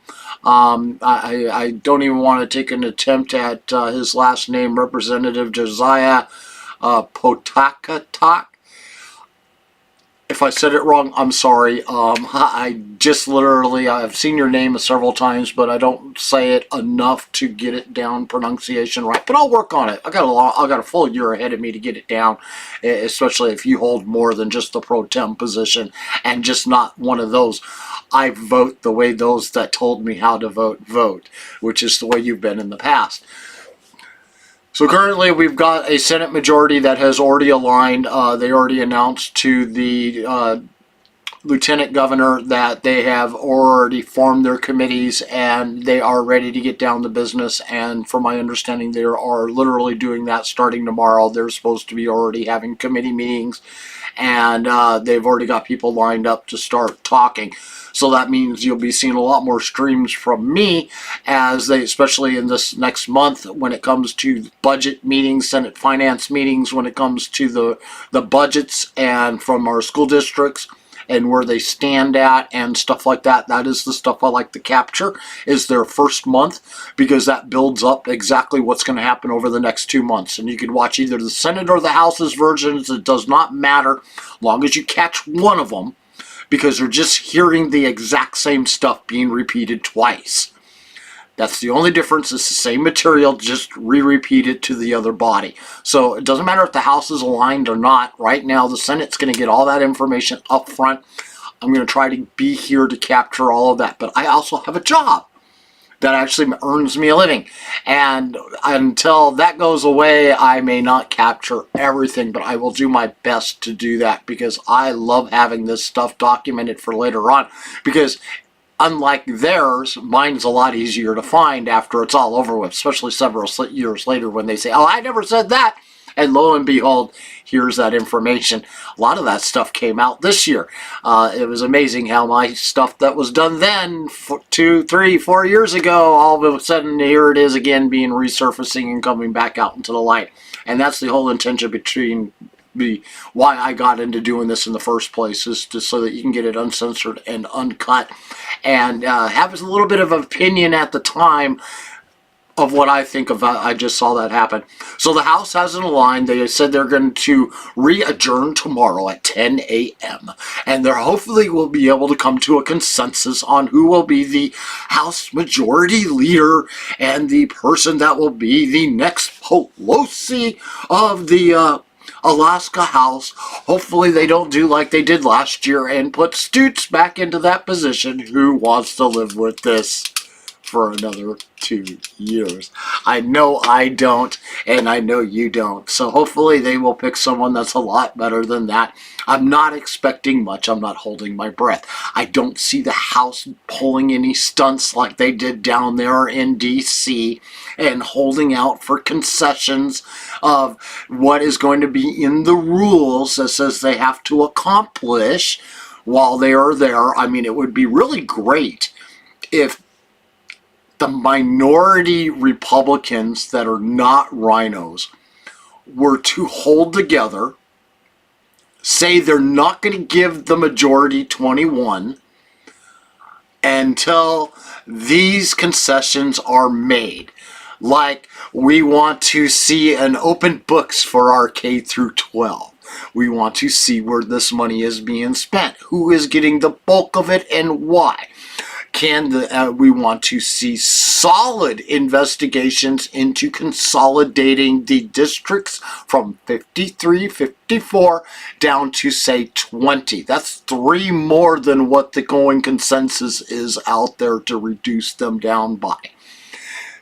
The House has the opportunity. The House is what sets the tone that the Senate has to follow. The Senate majority press briefing there says they're going to get to busy and get to work, but they can't do anything until the House passes on what they see as their vision, because supposedly, because there's 40 of them, they have twice as much interaction with you and me, the everyday Alaskans that are not paying for them to be in Juneau's opinion on what should be happening. Yuck, yuck.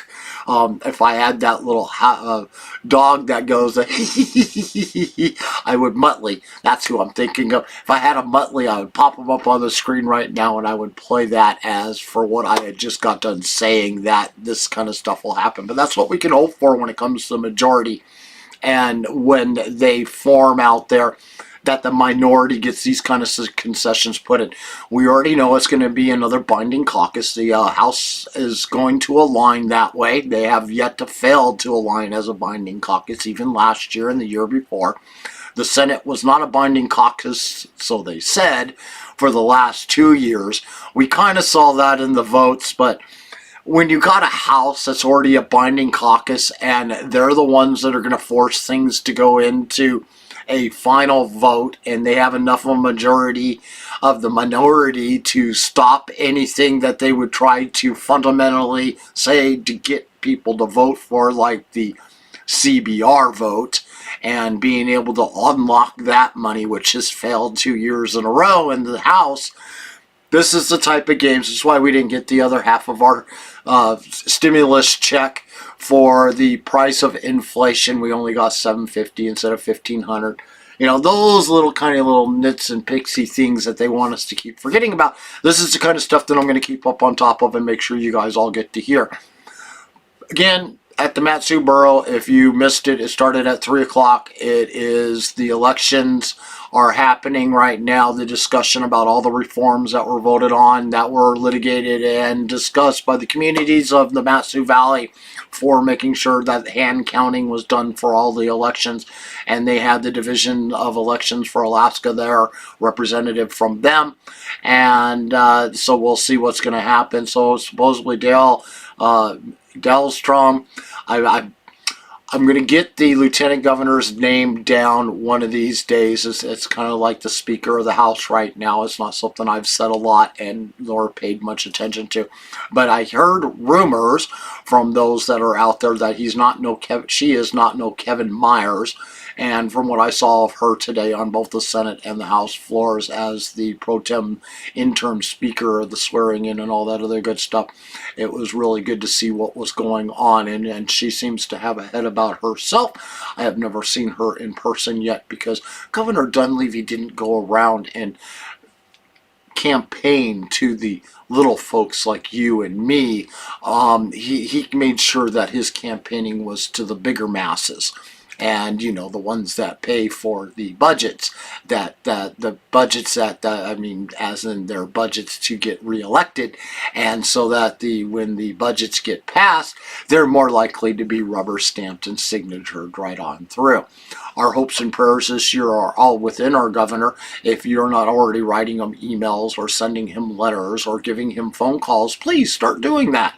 And remind him he has boxfuls, truckloads of big red pens, and we are praying as everyday Alaskans that he uses them this year to make sure that we keep a responsible budget. The Senate majority that was sitting there in the press conference today, they made it very clear what their intentions were and what they plan on doing. It's defined benefits, increasing the spending for K through 12 in the universities, and of course the all-time favorite, we got to make sure that we make sure the increase for all of this spending for health care that now has over 1/3 of Alaskans now on it, and or I should say living on welfare of one form or another. Roughly the numbers keeps being thrown out there, between 33 and 36% of Alaskans are now on welfare of one form or another, whether that includes just health care or receiving that check every month to pay your rent, utilities, and giving you money for food.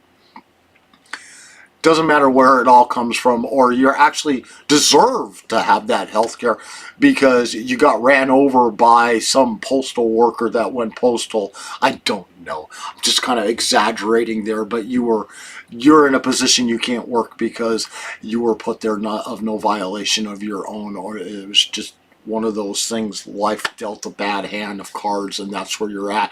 You're not an able-bodied person that should have not be on it in the first place. That can more than happily have a job, but because of where you lived, you no longer have a job. You don't, or at least put it this way, there are no jobs where you live, and so that qualifies you automatically for all of these benefits that some of them are already paid for by our federal government, and but it's easier to have the state pay for it because you get much better care because there's more places the state pays for than what the federal government does, and the service and the quality that you get, you know what I mean. And oh, thank you for the rent and the plane tickets to fly to go to these visits, and the money to pay for the fuel oil to offset it, even though the Biden inflation doesn't even make what they get worthwhile anymore. And so we're all struggling and losing our shirts, and we've got a Senate majority that is talking about adding hundreds of millions, if not an additional $1 billion a year worth of deficit onto all of future Alaskans that live here, with just their top 3 priorities, which is K through 12 in universities, that's number 1, defining benefits, that is number 2, and healthcare is number 3. And all 3 of them, they made very clear in their statements today, both on the floor and also in their press briefing, that that is where they plan on taking the state revenue that they get. And it's not the state revenue that they get They made it very clear at the very closing remarks, the final words out of their mouth before they said good night, Gracie, so long, c'est la vie, is that the POMV, thank God they have the POMV in place, because all of these wildest dreams of theirs would never exist. And the more they spend on themselves of that POMV is that much more that they can claim and justify illegally because of the conflicting laws, but laws don't matter to them. They've spent the money on these programs to find benefits, education, healthcare. All this extra money was needed to pay for that. And the only place we could get the money was from your permanent fund dividend that we have illegally tied into a POMV draw that says we can't spend anything above and beyond that, even though your permanent fund dividend this year, the newest one that will be coming out, is probably even more than it was the one from last year. But they don't want you to know that. Shh, dirty little secret. We're not supposed to remember that money that they're coming up with all this extra spending from comes from our permanent fund dividend. When they were asked how they were supposed to pay for it, mum's the word. They brought up all these different programs, all these different things that they pay for, never once said how they paid for any of them. Not a single one. When they were asked how they're going to pay for defined benefits if they passed something like that, they couldn't answer the question.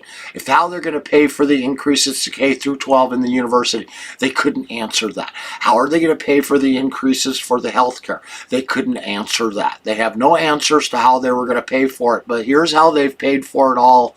And then the final parting remarks is thank God we got the POMV draw. Thank you guys all for being here tonight. If you haven't liked and shared this video, why not? It's time for you to do that right now. Like, share this video. It is greatly appreciated. It is you guys that made this broadcast possible for me to be able to be here today. Yes, I did schedule today out. I was planning on being at the one for the Matsu Borough until they extended this thing out to an all-day event. And so that kind of changed my plans there. And hopefully you can catch the broadcast for the Matsu Borough's meeting at 3 o'clock on YouTube or on Facebook if they did stream it on Facebook. I'm sure they did, but I don't know if I got a notification for it or not. Watch that about the election reforms and listen to the experts of what they've uncovered, the problems that may be there or not there, and what is the logistics of making it all possible for this upcoming election that will be here soon, and where we all stand at on the next subject and future of the state of Alaska. With Alaska State Legislators, the House has not convened with a committee or have not formed as a majority yet. They will be reconvening at 10 a.m., hopefully with someone's name to throw out there to be Senate President. If not, they will gavel in and gavel back out, which the House is very notoriously known for. They did it for a solid over a month the last time they did not organize. Don't be surprised if it gets drug out this long this time again. They're not like they are down in D.C. that we just witnessed where the mainstream media is going nuts. Oh my God, everything's going to melt down. The House won't organize. These 20 people are holding them all hostage. They want all of these tin hat conspiracy theory things that's going to actually make them look at what Democrats might have done before they vote for a Speaker of the House. You're not going to see those kind of games being played out in front of us. And I'm not saying games. That was very good political gamesmanship that they were doing there. A lot of concessions that was having to be given by McCarthy that they were not willing to do because McCarthy likes to play too much middle of the road. He didn't want to push on the investigations that you're hearing. Biden uncovering his attorneys. Look what we found in a closet.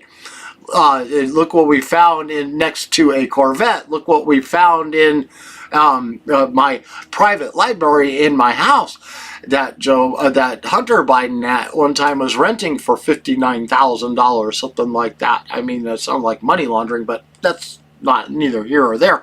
But you guys all get the idea that this stuff needs to come out, and only people that are going to make sure that happens is you.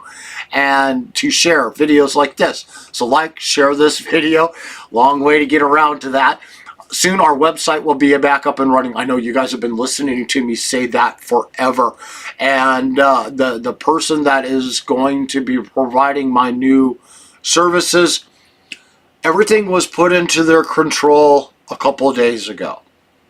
And I have been given promises that now that everything is in their control, that my website will be rapidly back up and running. We're waiting on just one thing, and that's for the system to propagate around the world to say it all exists again. And then supposedly my website will be back up and running after that.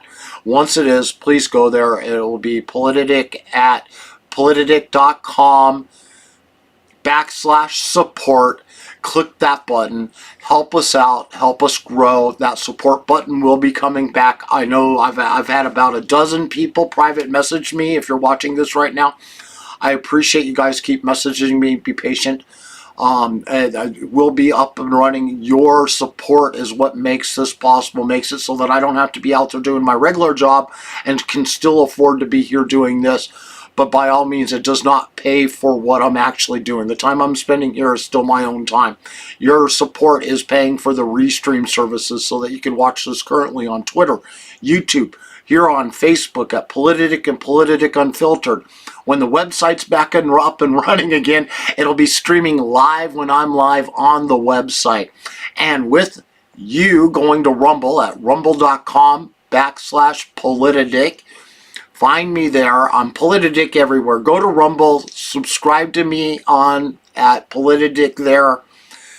Help us grow. I need 100 subscribers, and we go live stream to them too. And we want to live stream to them, but I don't want to pay for something that it takes just 100 people to subscribe to us. And we're going to be live streaming to Rumble, and you guys can make that happen. I will see you guys here again tomorrow.